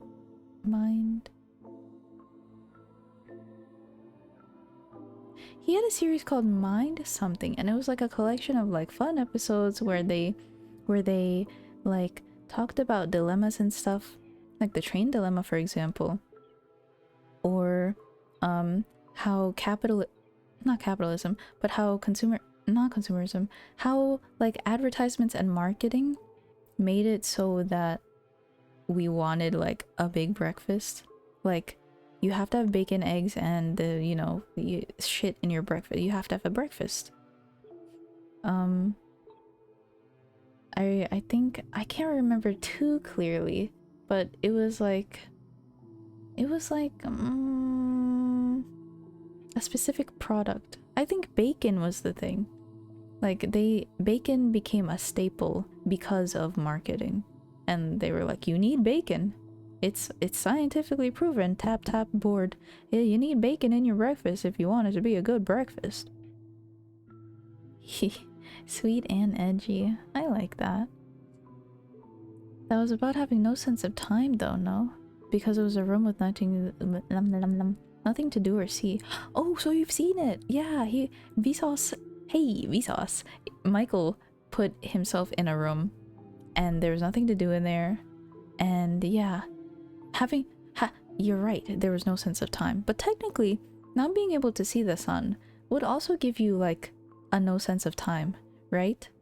Because your circadian rhythm would be like mega fucked up. And there are clocks, but I don't know if she looks at the clocks. Maybe they don't even work anymore. It's 100 years old house. So I imagine, and darkness, you would go crazy. Your sanity would be so low. But anyway, and that's the tangent. To anyone blessed enough to have sunlight as a part of their everyday lives, it would have been unbearable. It's more about boredom, I guess, actually. Yeah, kind of, yeah. Boredom, not knowing the passage of time. No, I think he did. Didn't he say that there was a part where he was just looking at the clock or... No, but that would make it, like, fun if he knew the time. No. Yeah, because, okay, there were segments where he was like, hey, Vsauce, it's been 18 hours in this cube of hell. I think I remember that. But for her, the mansion with its prison walls and lack of either illumination or recreation, was the one place she could find respite. But I watched the first season. It was pretty good. I recommend it. I think it's a YouTube Red thing, but obviously there's a site where you can watch YouTube Red stuff. She and Michel continued to be distant, however. He spent most of his time in his chambers, which he had explicitly told the white-haired girl to stay out of, leaving her unable to close that gap. You want to be in his room already? It's been a week! Nonetheless, on the occasions they did cross paths in the hallway, their eyes would meet, if but briefly. It was never for more than a few seconds. Same, whenever she saw him, she made a point of giving him a little smile. He never said anything, but still, when she had first arrived, he would not have even met her gaze. He seemed to be taking more and more notice of her. Wow! There was no clock. He slept sporadically? He talked about what he felt the time was. Yeah, yeah, true. That makes sense. That's it. Have you ever tried a sensory deprivation chamber? No, I haven't either. But people do that stuff on purpose. Yeah, they do that stuff on purpose, and you can hear your bodily functions, and I don't think you should go in there under any sort of influence, or else you would be like mega fucked. If you were high and you lost all sense of touch, all sense of sight, sound, oh no, not sound, but nearly everything, and you're floating in that funny water that makes you, you would have you would either have the best trip of your life or the worst trip of your life. But I think those are cool. The concept is really neat. You're right. I would like to feel how that feels, because sometimes you sit in the bathtub, if you have a bathtub, and you turn the water on and you're just laying there and you're so still, and it's almost like a sensory deprivation tank. You lay there for a long time. That sounds really sad. Anyway, no in between. Yes or no, that's it. That's your trip. One day, the white-haired girl stood in the cellar, a frown on her face. Well, this is troubling. I can't go down to the village, but if we don't do something soon... The cellar was where their food was stored, an assortment of non-perishables and dried foods, smoked meats and cheeses. Delicious. Her daily meals were taken from the supplies there. Smoked meats and cheeses, oh, that sounds so good. One of my intentions in life is to have a charcuterie board at least once. At least once have a fucking party or something and have a very nice charcuterie board with smoked meats and cheeses. That's like the dream. That's the one dream I have. Smoked meat. Oh. Her daily meals were taken from the supplies there. However, the stockpile was beginning to grow quite small. Would you make it yourself or buy the setup? You gotta make that shit yourself. Do you know how fulfilling it would be to make that shit yourself? But also to buy the thing would also be good because you don't have to go out of your way. So maybe both. I would do both. I could get the big old block of cheese, slice it up all pretty. That would be nice. And then eat it. Oh.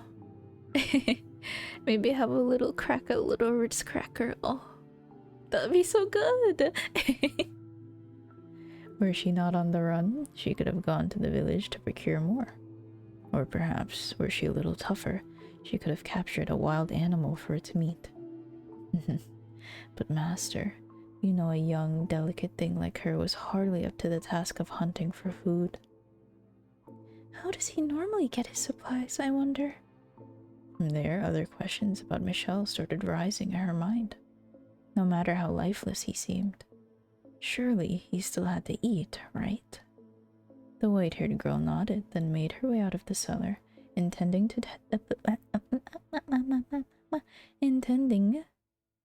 head for his bed chamber. Oh, really? Don't do that. I don't think that's... something bad might happen. Snacky dreams, yeah. Oh, charcuterie board. But on her way there, she spotted him standing by the entrance, staring motionless at the door, lit by a single candle. He appeared to be waiting for something. May I ask you a question? Go on. I was just down in the cellar, and I noticed we were running low on food. Do you normally go down to the village to restock? I haven't been outside in 10 years. He's just like me for real. Then how do you... What if I told you I don't eat? What? That I am not of this world, and as such, I have no need for sustenance. What would you think of that? That sounds very, economical? If you can survive without having to eat, that's one less thing to worry about. If it were possible, I'd like to have that ability too. Top 10 moments before regretting, like, your whole existence. I think Peak would be buying 6 Lunchables. True. You can end that sentence right there. And rearranging the contents into charcuterie. Yeah. Oh, that's such a cute idea, actually. Fuck. Meryl. Let's buy Lunchables and then arrange them in a charcuterie board. Oh, that would be so nice. That would be so nice. We could just buy the fancy wood plate and then, like, just put Lunchables on it. They got turkey, they got American. It's all there. I eat my own sadness. Yeah, I sustain myself off of the constant cycle of birth and death. Every day. No, I'll stop. Man, this girl would fit perfect in a vampire romance novel. It's looking like that, isn't it? You got the red-eyed, long-haired dude who lives in a mansion, girl who stumbles upon it, and, you know, bada bing bada boom. It would seem trying to frighten you is a waste of time. I do like this PNG though. He's nice. Was I supposed to be afraid? Never mind. It doesn't matter. You wouldn't fit in my vampire romance anyway. You asked about food in the cellar. It's getting to be about that time. Wait, and you will find out. What do you... It's here. Oh. If you want to know where my supplies come from, open the door. But, I'm in hiding. There's no one at the door anymore. The knock is nothing more than a signal. A signal? The white-haired girl turned toward Michel to press him for more information, but he averted his gaze. He said what he said. She had no reason to repeat it again, but that's how these people are built sometimes. Find the answer yourself, he seemed to be saying.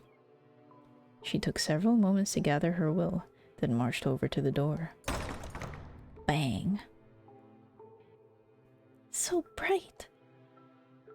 The sunlight, which she had not seen in some time, was so bright it seemed to burn her eyes. Wow. Although the sun itself had not gotten any brighter, she had simply spent so much time in the dark, her eyes were no longer accustomed to that much light. The color of her eyes made them quite sensitive to light already, so when she stepped outside, her whole world went bone white. The white-haired girl stood motionless for 10, perhaps 15 seconds, and when her eyes finally adjusted to the light... What's this? She noticed a crate on the ground at her feet. She turned her head back to ask Michel about the box, but the mansion was so dark it appeared to be wholly severed from the outside world. From where she stood, she was unable to distinguish Michel from the shadows. A pang of nervousness struck her. She wanted to return to that darkness as quickly as possible. The white-haired girl had come to yearn for that world without light more than the one with. The crate was fairly hefty, The slightly built girl had considerable difficulty bringing it into the house, but eventually she did manage to drag it through the front door. She's becoming a hikikomori like us. Wow! She's just like us for real! She doesn't like sunlight, she can't carry boxes. Wow! Relatable! And then everything went dark once more, except for the faint flicker of candlelight floating in the air. You can leave it there. I'll take care of the rest. What's... Without a word, Michel approached her in the box, withdrawing a knife that he had evidently kept hidden somewhere on his person. With it, he cut through the rope that bound the box. Go on, open it up. At his insistence, she placed her hand upon the lid. She had no idea what lay inside this unexpected delivery. Whoever had bought it was already... Whoever had brought it was already long gone. Staring at the strange box, she was racked with nervousness. However, what she found when she pushed aside the lid was completely ordinary food. Is something amusing? It was just rather anticlimactic. Here I was, worried about what might be inside. What did you think it was? Like bones? A skeleton? A guy? Like, what? He was like, yeah, you'll find out where I get my food. It would be food. My brother in Christ, it would be food. Weird of her to assume something else. Something scary. She opens the box and it's a 40 set of Lunchables. Yeah! Here's my food. I get my Lunchables delivered from Amazon.com.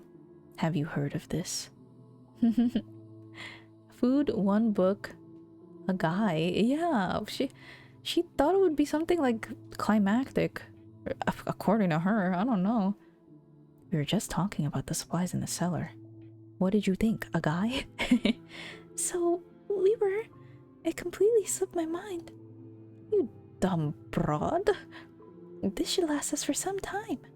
It's all preserved, like what's in the cellar. But I don't understand. Who would deliver all of this to you? There should be a book in there as well. You were right! There's a book in there! Oh my god, hybrid, you called it. What? Oh, there it is. Oh shit, he was right.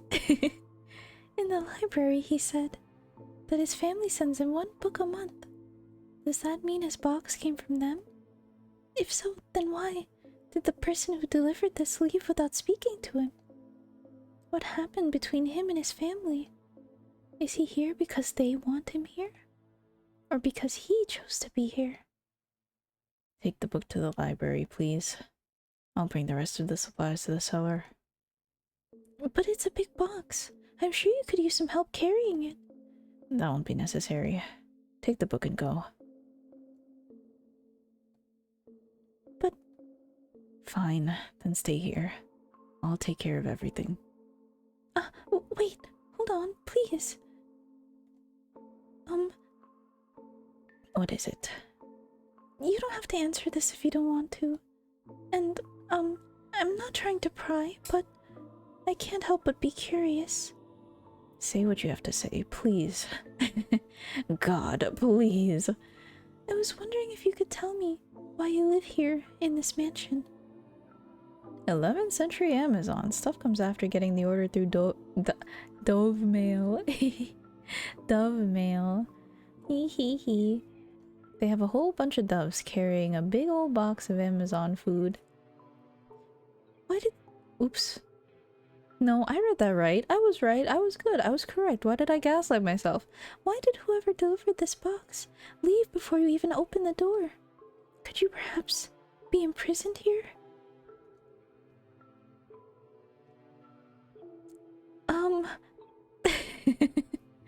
I told you this the very first day.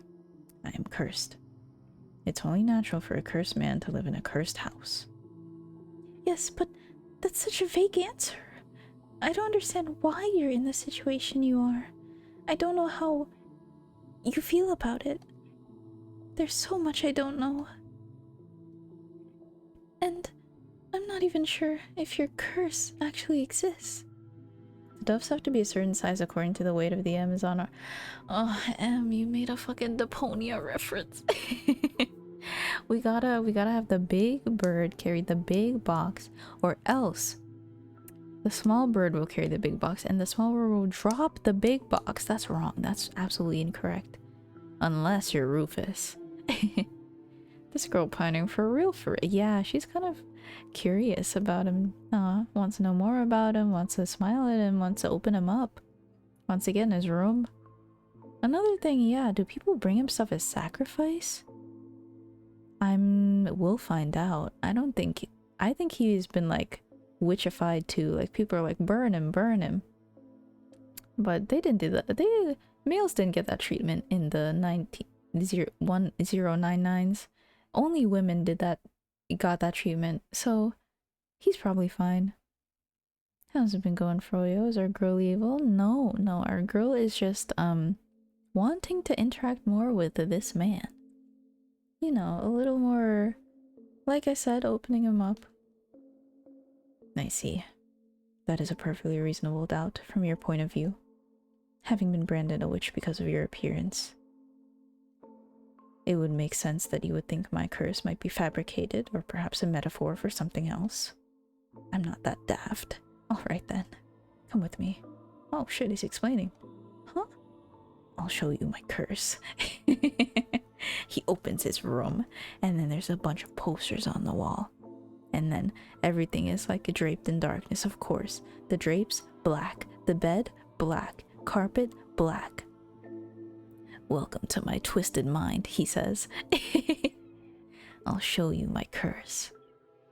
As he turned on his heels, the white-haired girl caught a glimpse of what appeared to be a smirk on his face. He is like that. Like the whole thing was some... That got me. The thought of him... the thought of him being like twisted, like, I'll show you my curse. And like, he has a dark Sonic OC like shadow, black and red, but different. And he has a MySpace where it's all black, of course. XX underscore demon darkness denial underscore XX. And he tells you his favorite bands. Oh no, he's gonna show her his curse. His curse. We about to see his hand-carved anime. Oh my god. If I met someone like that, I would scream. If I met someone who like hand-carved figures out like that, I would be so like disbelieved. What do you call that? In awe. But wait, actually though, the people who garage kit, damn, they're so based. They do that shit themselves. Crazy. And they turn out so good sometimes too. What do you even know about MySpace? Nothing. You call me... You bet you know a lot about MySpace, you old motherfucker. You older than Elliot ass bitch. What's your random thought, Sil? Like the whole thing was some kind of sick joke. Yes, I'd love to hear about it. That smile carved into his mask was far colder than any look of annoyance or rejection.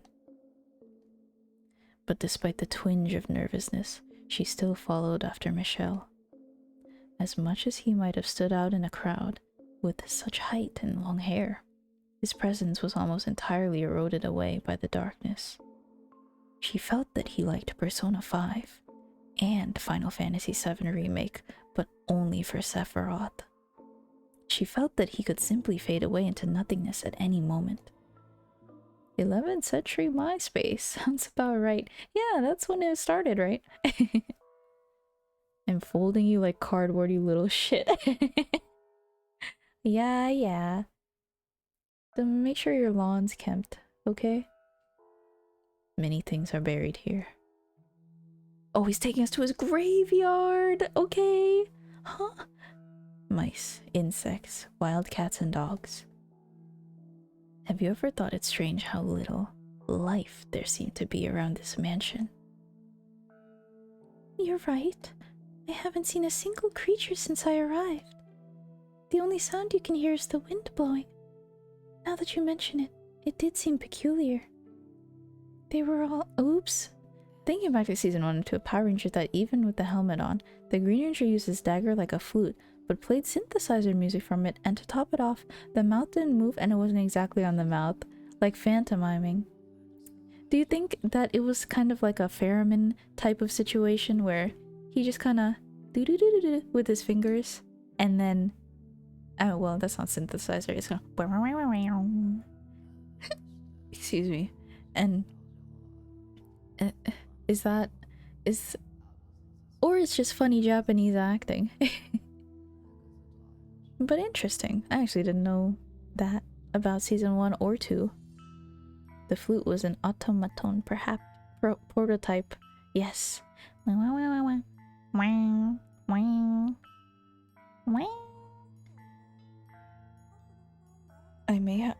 I will stretch. You know, I did like shoulder stretches on Monday, and damn, I felt bones move and crack that I didn't know that I had. And post that, pre that was a workout of arms. I felt muscles hurt that I didn't know I had in my back. So we're gaming.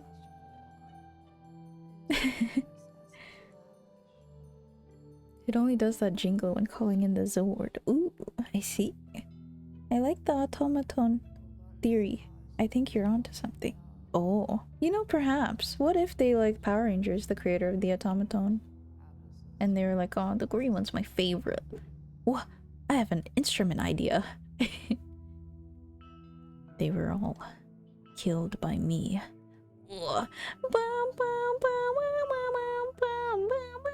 Or rather, they lost their lives because of me. You have your answer now. A butterfly fluttered its way into the ruined garden, dancing up and down through the air. Michel held out a finger before himself, and the butterfly, mistaking it for a branch, drifted down upon it to rest its wings. Had the scene stopped there, it would have been a picturesque moment. All that comes in contact with me loses its life. My skin, the breath I exhale, my flesh and blood, is poison to all life. But the butterfly's movements began to slow. It spread its wings in one last futile attempt to fight gravity, and then, without warning, it shriveled into a dry husk. It's dead, all dried up and lifeless, like it's been dead for days. It's like his finger drained all the life out of it. Is this his curse? Is that even possible? But I saw it with my own eyes. If this is his curse, though, it explains much. There are more than just insect and animal corpses buried here, too. Servants who came to visit me long ago are here, beneath the ground, under our very feet. Zam. Well, why haven't we died yet? I mean, does it happen? We haven't touched him, but maybe he was exaggerating about his breath and stuff. It's that edginess coming out. My breath, my sight, my vision, my gaze causes death. Well, I have this book. If I write your name in it. That's why the servant leaves before I open the door. Should he touch me, should he get near me, his very life is in danger. No one is interested enough in seeing me to take that risk. No one will have anything to do with me. Nary a soul even wishes to see my face. Now you understand what I meant when I said I would eventually kill you. So that's why you have never once touched me. Damn, did you want to be... White-haired girl. 11th century edginess. Ye old edge. When I knocked the books down in the library, you didn't offer your hand to help me up. And only one of us ever made contact with the box at the entrance at a time. When I offered to help you carry it, you refused. Because you didn't want your finger to accidentally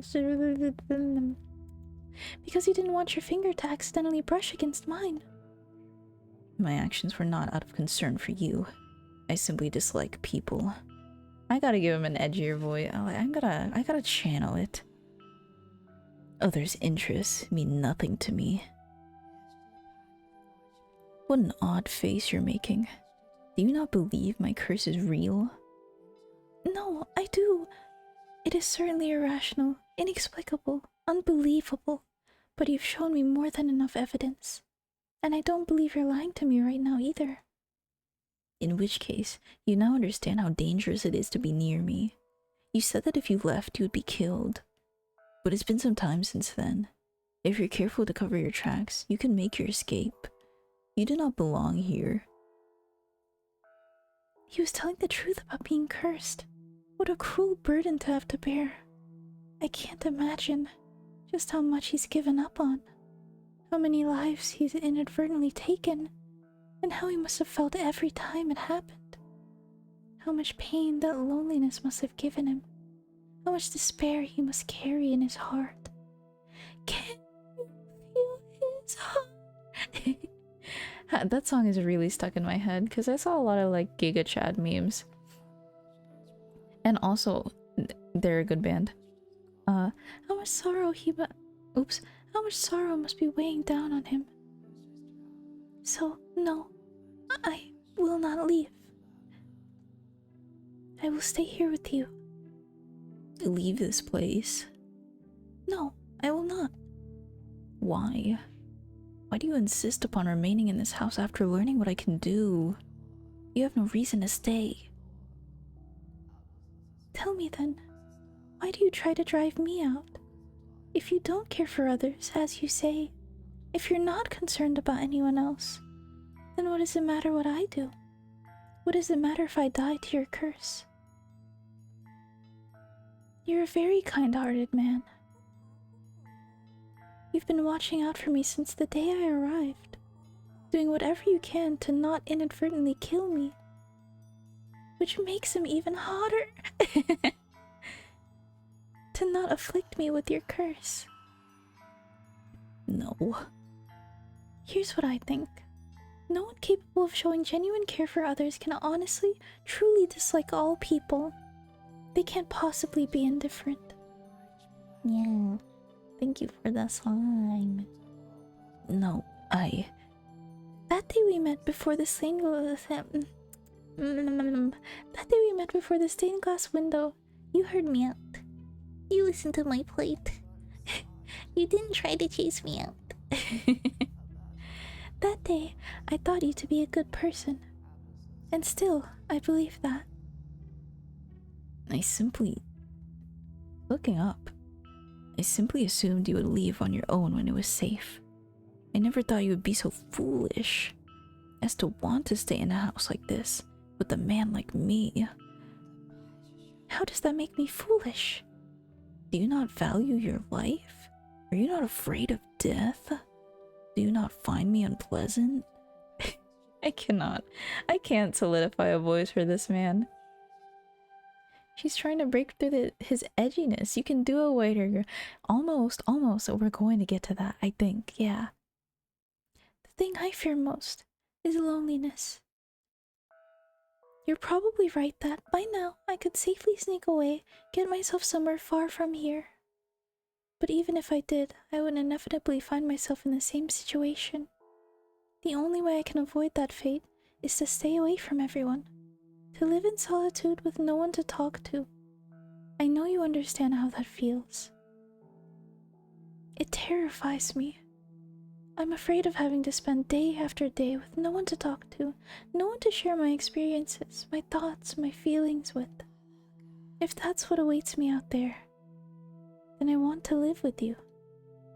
I want you to be an essential part of my life. I thought she was gonna say, I want to be an essential part of your life. Impossible. Please, Don't chase me out. You are a cruel girl. Never again will I allow myself to get close to someone, only to watch them die. Never again. My mother was the first to die. It happened shortly after my birth. Next was my wet nurse. Next was my... Sorry, I said that wrong. Next was my... Next was my... Next was my wet nurse. Sorry. Oopsie. 2 deaths could be considered a coincidence, but as the number rose, it became clear that I was cursed. And I was forbidden from making contact with anyone, even at home. Regardless, being in the same house, accidents will happen. Numerous people lost their lives. Attendants unfamiliar with me, or those who simply brushed up against me by mistake. I couldn't take it any longer. 10 words ice cream can't say. You won't believe number 3. I can say them. There are more words I can say. One of them is who is in Paris. Anyway. So you chose to... Oh, wait. So you chose... wait. I forgot to be in the correct character. So you chose to move here. To this remote mansion. To keep yourself away from your family. You weren't imprisoned here. You elected to live alone, so you wouldn't hurt anyone. I'm literally crying. Just cutting some onions. Oh, I read. For better or for worse, I was born into a noble house. So rather than abandon me, they provided me the means to live out of sight. I will be very careful. I will do everything I can to ensure no accidents occur, to keep you from being alone again. I will not, for any reason, touch you. You have my promise. Your curse takes the life of anything you touch. I've been here for a while, and death has not befallen me yet. As long as I do not touch you, there shouldn't be a problem. Also, and... excuse me. Excuse me. I apologize if this is simply me reading too much into things, but I feel like we're 2 of a kind. My game theory is she touches him. No, that can't happen. I fear being utterly alone more than anything, and I think you understand just how scary it is. So, why are you so stubbornly insisting? Hi, Fyra. We're reading. We've been reading through Fata Morgana. This is a visual novel about many things that happen, and currently this is about 2 witches who are cursed. Not really 2 witches. They're both white-haired people. This one is cursed with the touch of death, and the white-haired girl's like, I promise I won't touch you, but we know they set up this plot device in order for him to be touched. Matthew, is that my game? But that's just a theory. Why are you so stubbornly insisting? I can't read this line. I'm gonna commit. I shouldn't have stopped it there. Oopsie. Oh, thank you, by the way, for the redeems. They've been very fun so far. And glasses and slime mouth and antenna. I notice when you do it. I just don't acknowledge, but I notice. I appreciate it. Why are you so stubbornly insistent on it being me? I'm sure there's someone else out there. Someone you're meant to be with. You may not have found them yet, but I believe someone like you eventually will. Because unlike me, you still have the vigor to press forward. It has to be you. I'm certain of it. Why? Because, well, You can't tell me? This is my fear. This is my fear. Someone asking, like, why do you... Let me stop right there. No, I can't. Just, please don't get upset with me. I think Ooh, I might really, really love you. Ooh, okay. How you been though, Fyra? Doing good, I hope. We've been good. We've been going for a while. I suppose we can go for a little more than just chat, then we can find someone to raid at 3 a.m. Yeah, or before 3, that sounds good. Sweet Caroline. Oh, thank you, Mars. Also, hi, Kip. Taylor, my love, I hope it's going well. It's going well! They're in love. Oh.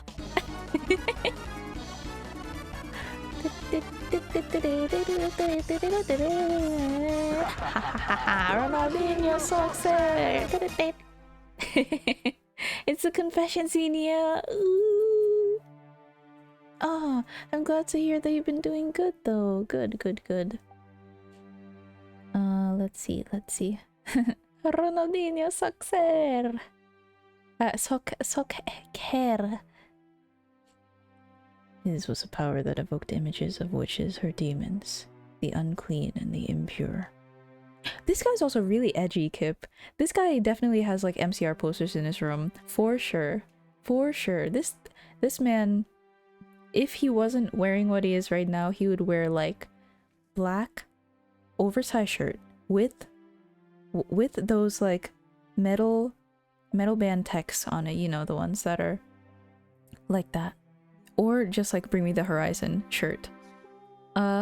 He would wear Hot Topic pants. Hot Topic pants. The ones with the belts, the chains, the many straps. Those. And then, what are they called? Combat boots. Black combat boots laced up. He's like that. He's built like that on the inside. So I gave him an edgy voice. So I came in at the good part. Yeah, you did. A mere touch was all it took for him to strip man and beast alike of its life. His hair isn't naturally white. My favorite character is Sephiroth from Final Fantasy VII Original. God has quite a cruel streak to bestow on such a power. Huh? God has such a God has quite a I wish I had more water. That would be good for me, but unfortunately no. Let's try it again. This dude definitely had combat boots that went like to the knee. Yeah, those are sick actually. The boots that I have are a little uncomfy, but if I could invest in those kinds of boots, ooh, yeah, I would. God has quite a cruel streak to bestow such a power upon such a beautiful young man. And a strange power it was indeed, like something out of a fairy tale.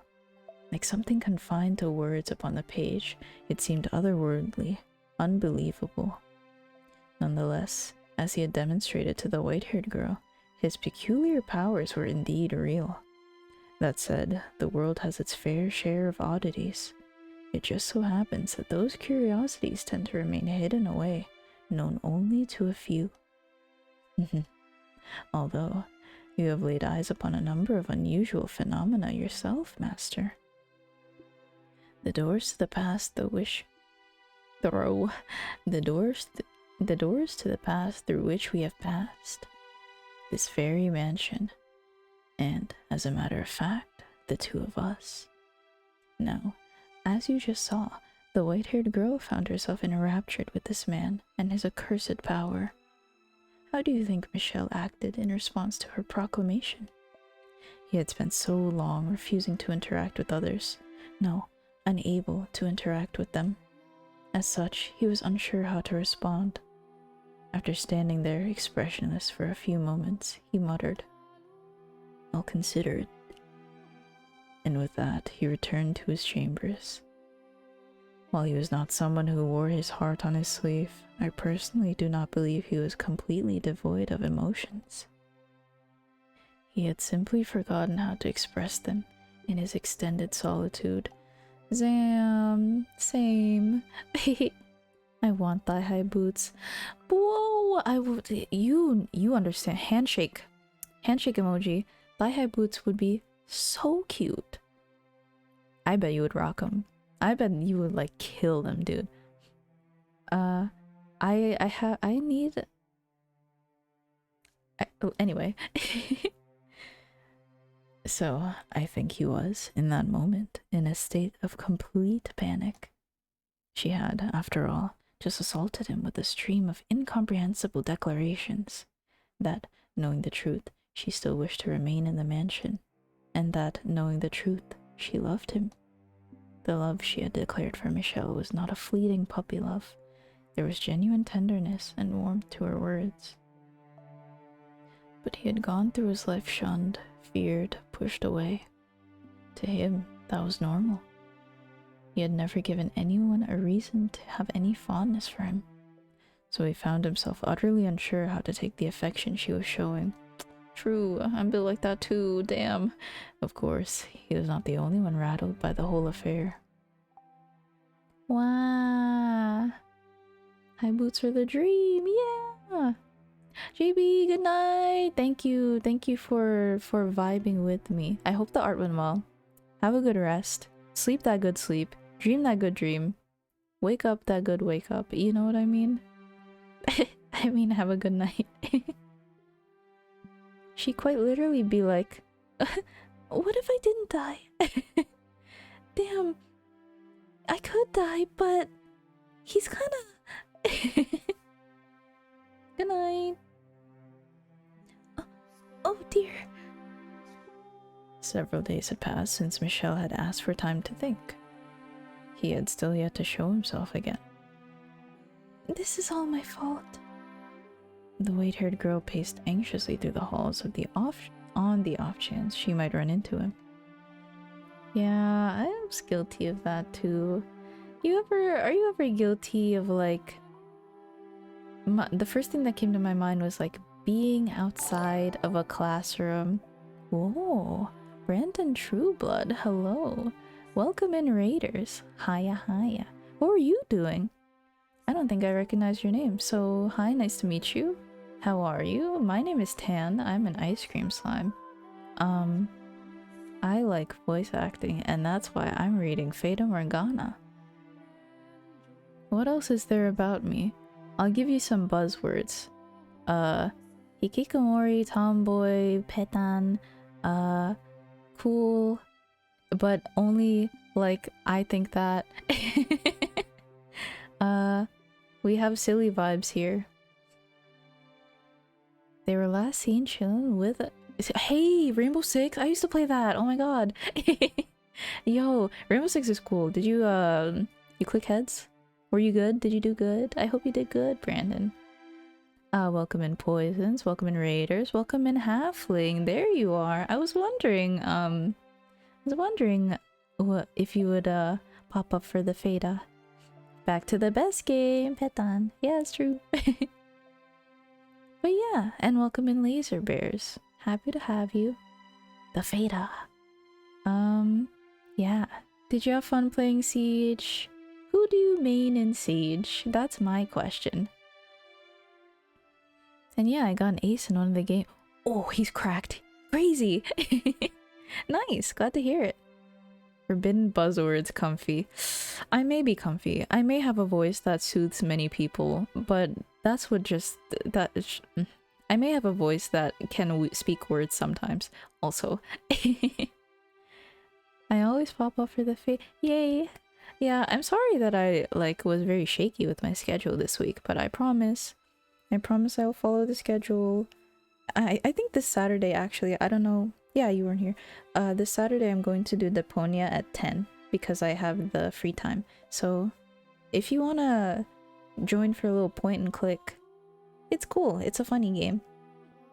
Ah. I see. So you're a man of culture. Ara ara. Okay.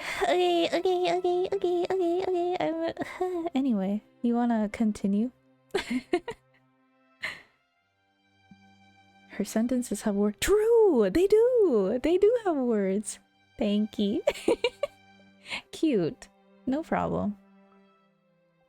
As per his request, though, she kept her distance from his chambers. Oh yeah, what's currently going on is, I was about to go into a tangent actually. This white-haired girl has fallen in love with a man who has the curse of whatever he touches dies.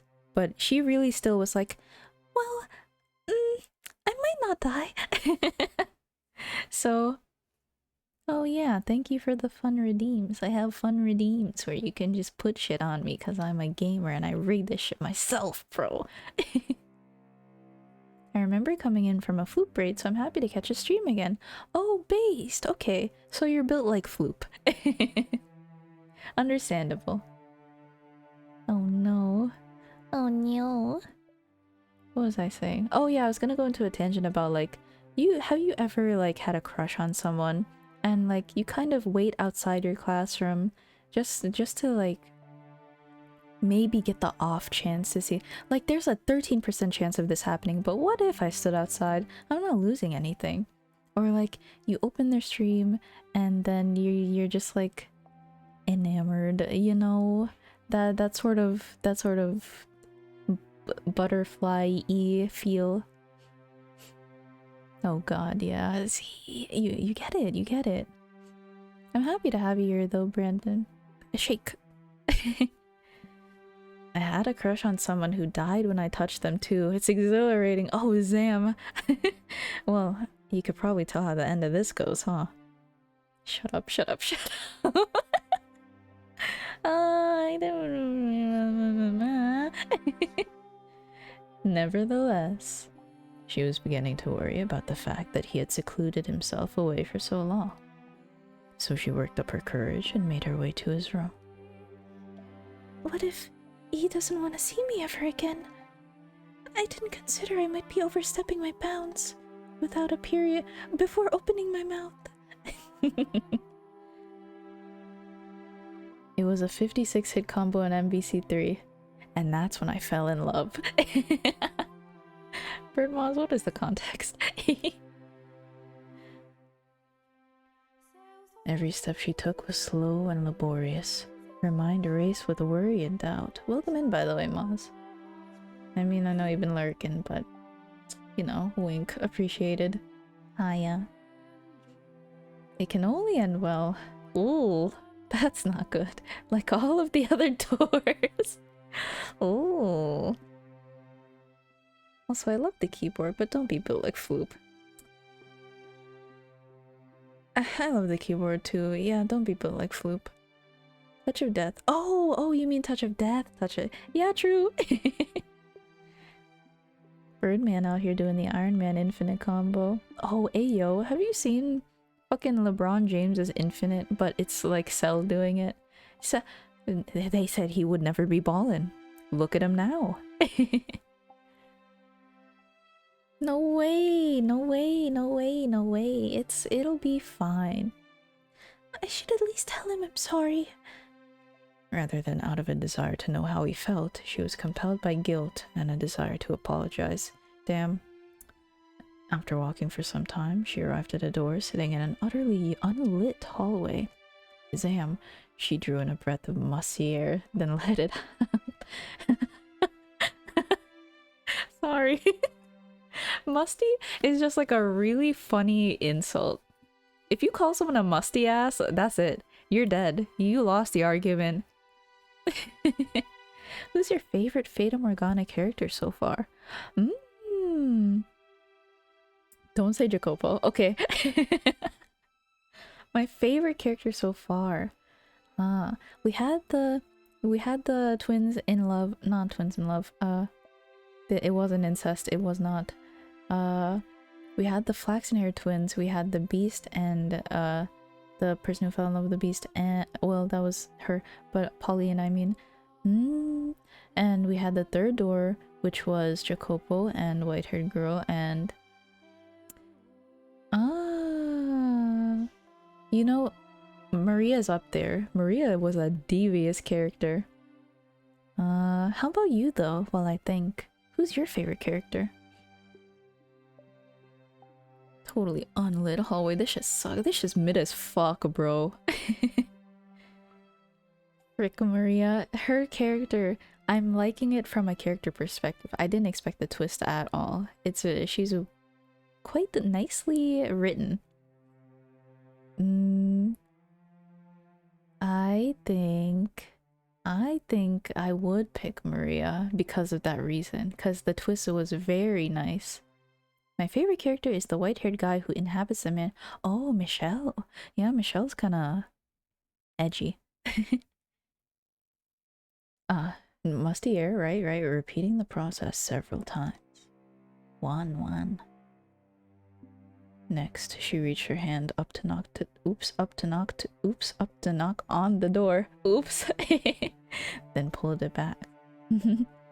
Also doing this a number of times.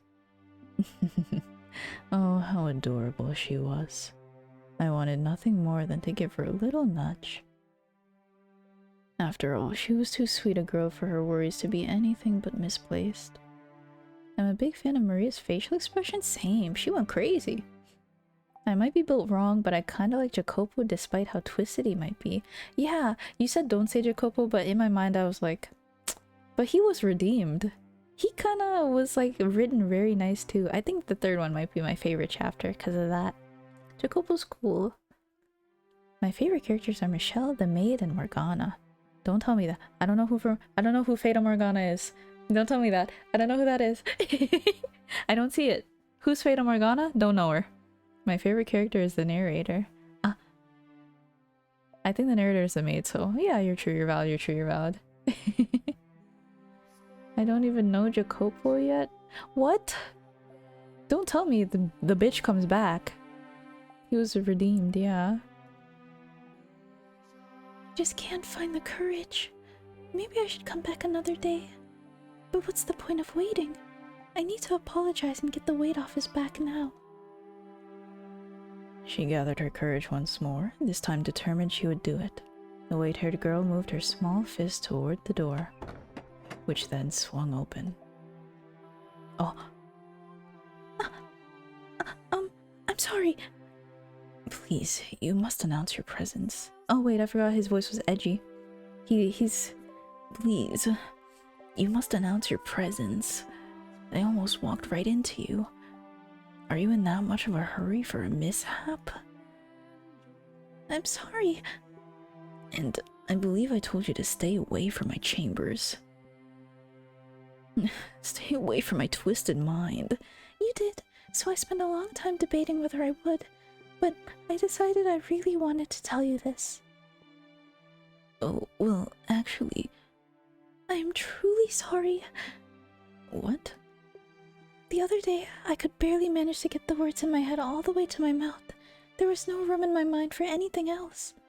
I shoved my own thoughts and feelings into your face, not considering that might not be what you wanted. Just running, non-stop, not thinking at all. Damn. Sometimes these words hit me a little, like, strong. Like, oh man, I did that. He's irredeemable. Oh, she finished door 3, she knows him. Yeah, I do. Jacopo, he was redeemed. You're right. M's right. I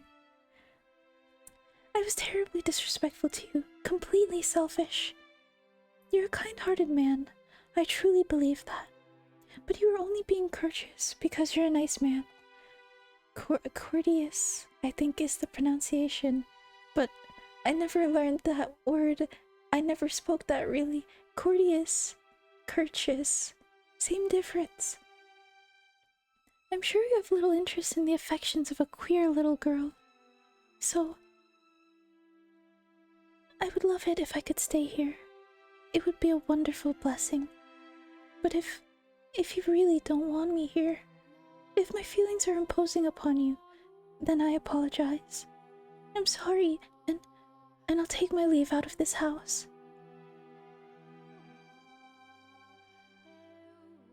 I'm sorry. Don't be, my mind went blank for a moment. What? I find it difficult to comprehend you. The other day, you were firm in your intentions to stay. And now you say you'll leave me without a struggle. Women. You holed up in your room for so long that I thought, you didn't want me around. To be honest, I want to stay here. I do. I think you should do whatever pleases you. Huh? You can stay, or you can leave. I will not pressure you to do one or the other. So, I'm not imposing. To tell you the truth, I had to think about that for some time. However, I have now come to something of a solution. I don't think this is what edgy guys sound like. Hold on, I might change his voice. Cause like, he's kind of like this, but that's not what someone who listens to MCR sounds like, I think. This is more of like a... It's actually more of a main protag voice. Kind of. Jacopo, you should have gone for the head, Berzati. Yeah, boy. Yeah. Jacopo really shot a bitch between the eyes. Can you imagine yourself like emo? God, no one understands me. I have a curse afflicted upon me. Yeah, this is the voice. I'm a vampire. I have pale skin. It glistens in the sun. His favorite band is The Killers and MCR. Official character description? Yeah, I saw it on the wiki actually. That's true. That's what he listens to when he locks himself in his room. Oh, the edgy. Hold on, you're right. You're absolutely right. Wing. Can you feel my heart? Yeah. I listen to The Killers and MCR. However, I've now come to something of a Zam. Man, gosh. I have now come to something of a solution. Since you're here, come into my room. What? But I thought I wasn't allowed to. To prevent what almost happened a few moments ago, so we don't accidentally run into each other. Sorry. You're forgiven. Now come in. Oh, okay. Now you look like you might be his type. Yeah, all black. Look at his room. Oh, wait, this is the master bedroom. Oh, shit. Oh, fuck. Is this a necklace? If that was... Zam. If that's what it looks like to you, then I suppose that means I succeeded. Pick it up. It has a little bell. Adorable. Are you asking me to be your Discord kitten? Yeah, I want you to be my Discord kitten. I'll give you nitro. And anything you want, really. If you want to start an OnlyFans, that's okay too. Please make an effort to wear that while you're in the house. I'm gonna stop. I got it a hot topic. Oh, it's a cowbell? No, I believe it's like a little cute bell, but it did sound like a cowbell, yeah.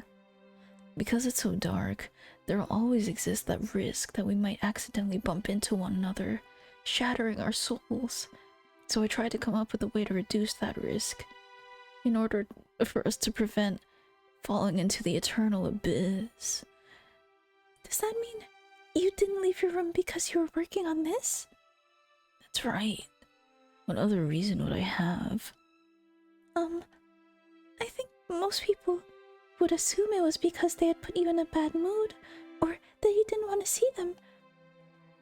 I have little sense of how most people see the world. Like I told you, I don't interact with people and I don't like doing it. I don't want them to be afflicted by my curse. Sorry. I, appreciate it though. Stop making fun of my favorite character. He only likes Mr. Brightside.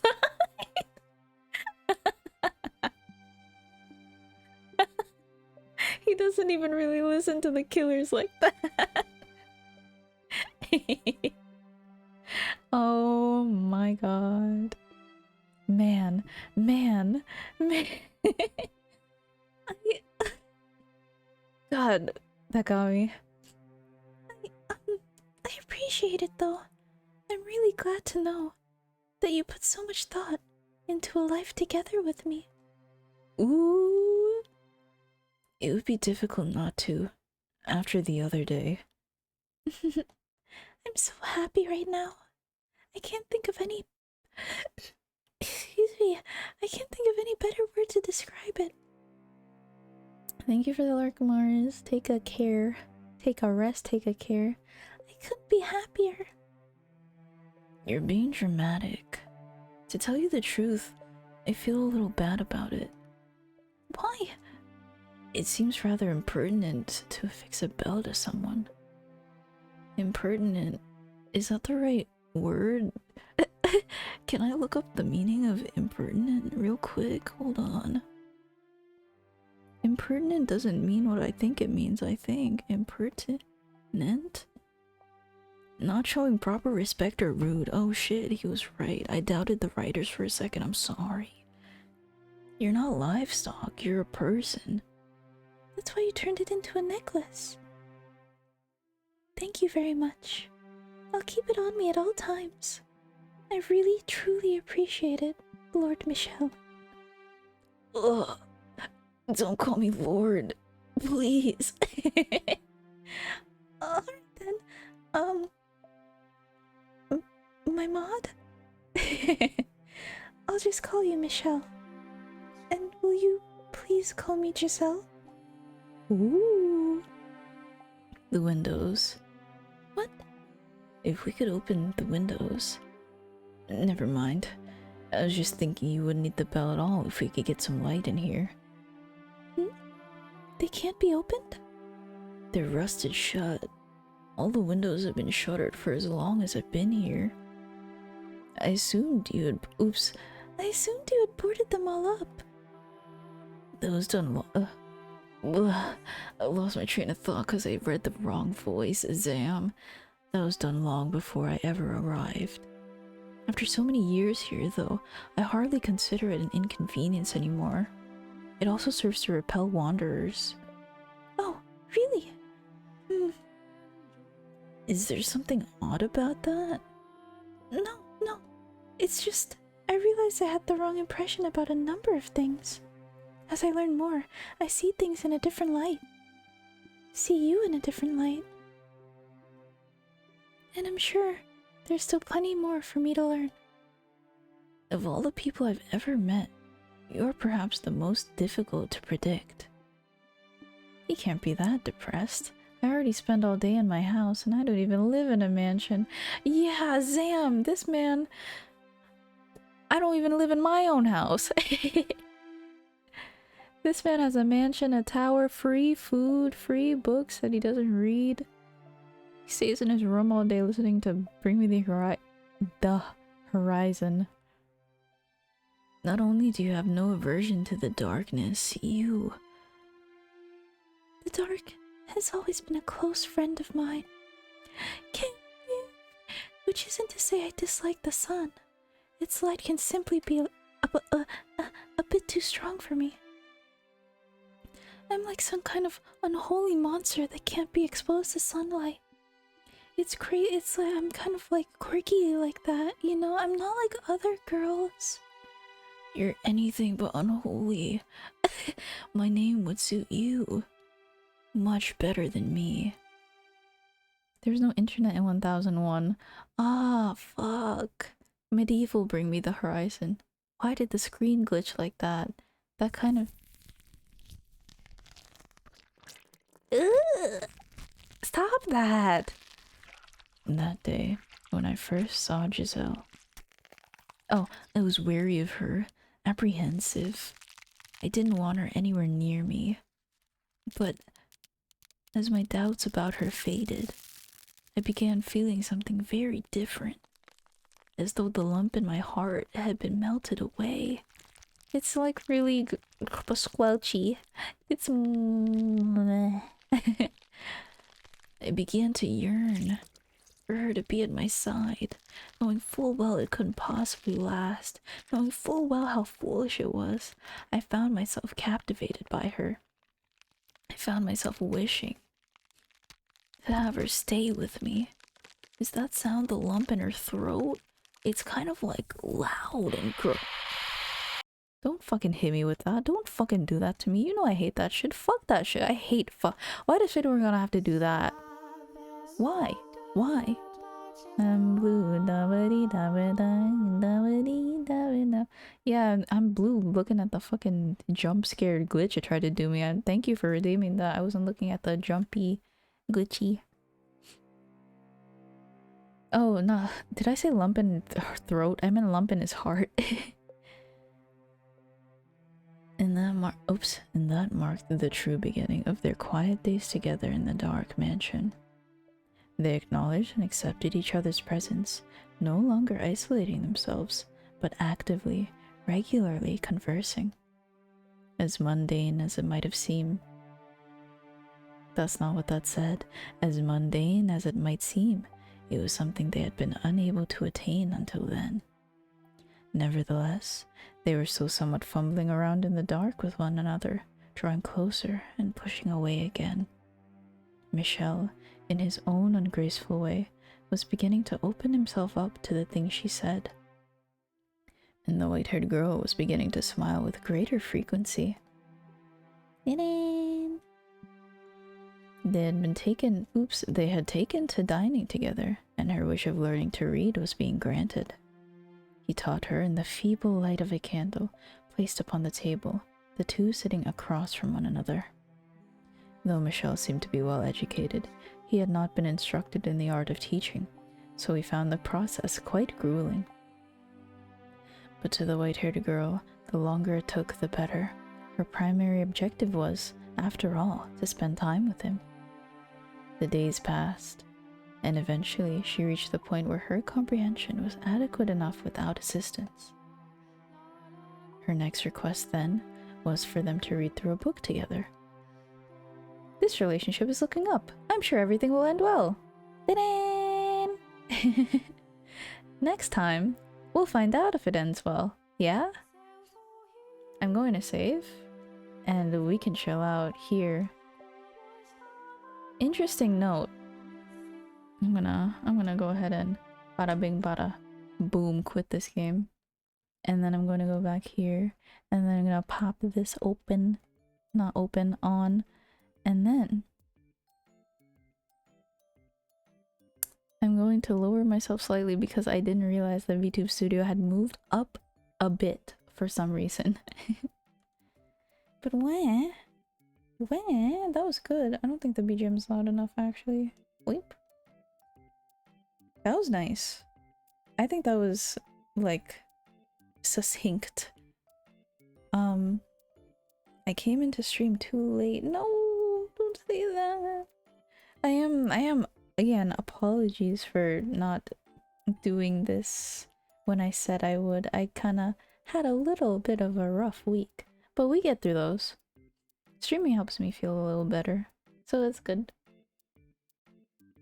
I saw you were drawing the other day, but I was lurking. Or maybe yesterday, because I'm a drawist too.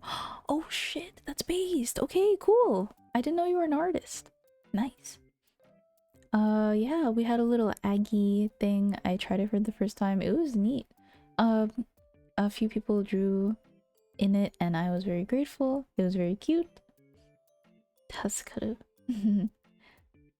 Getting the nice part for it to come down.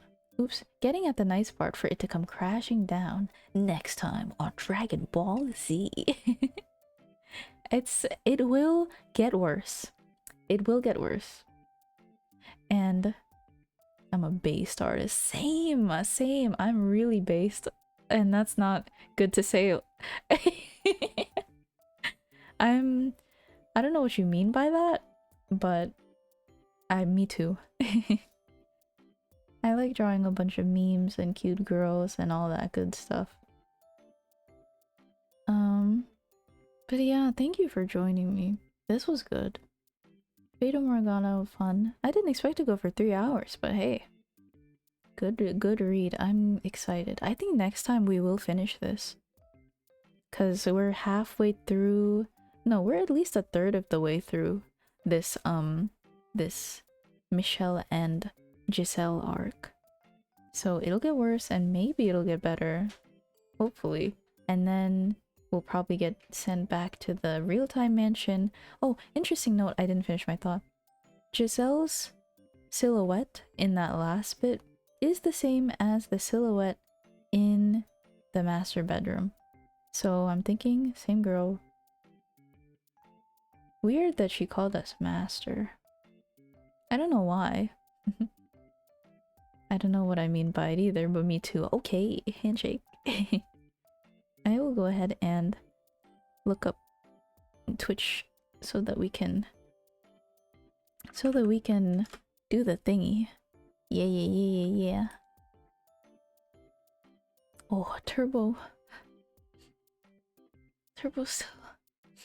Fuck.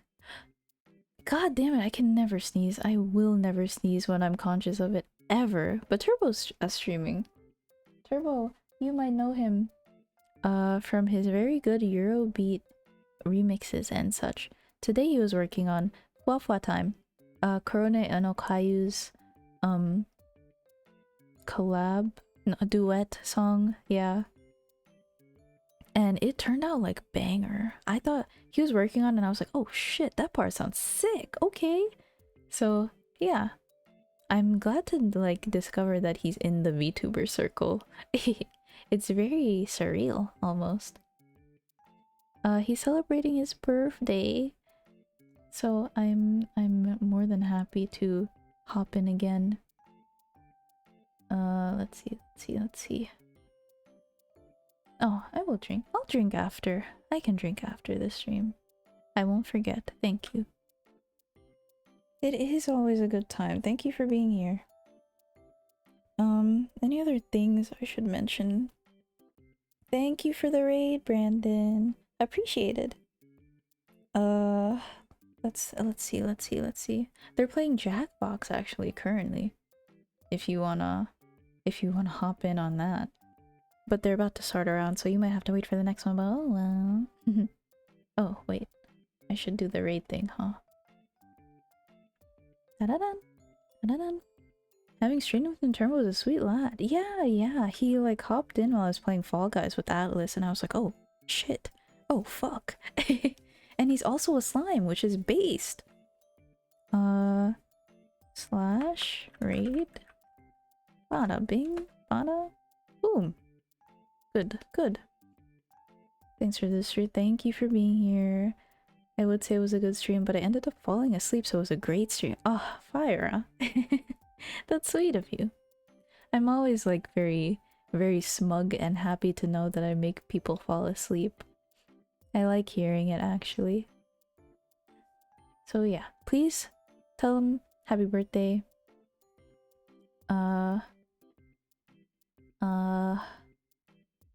What else? I don't know.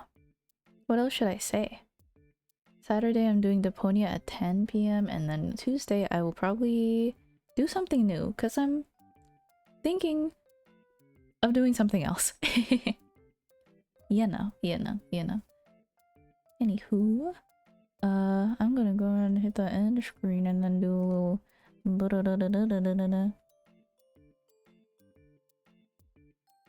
Thank you for being here. Thank you for hanging out. It's always a good time. I appreciate it very much.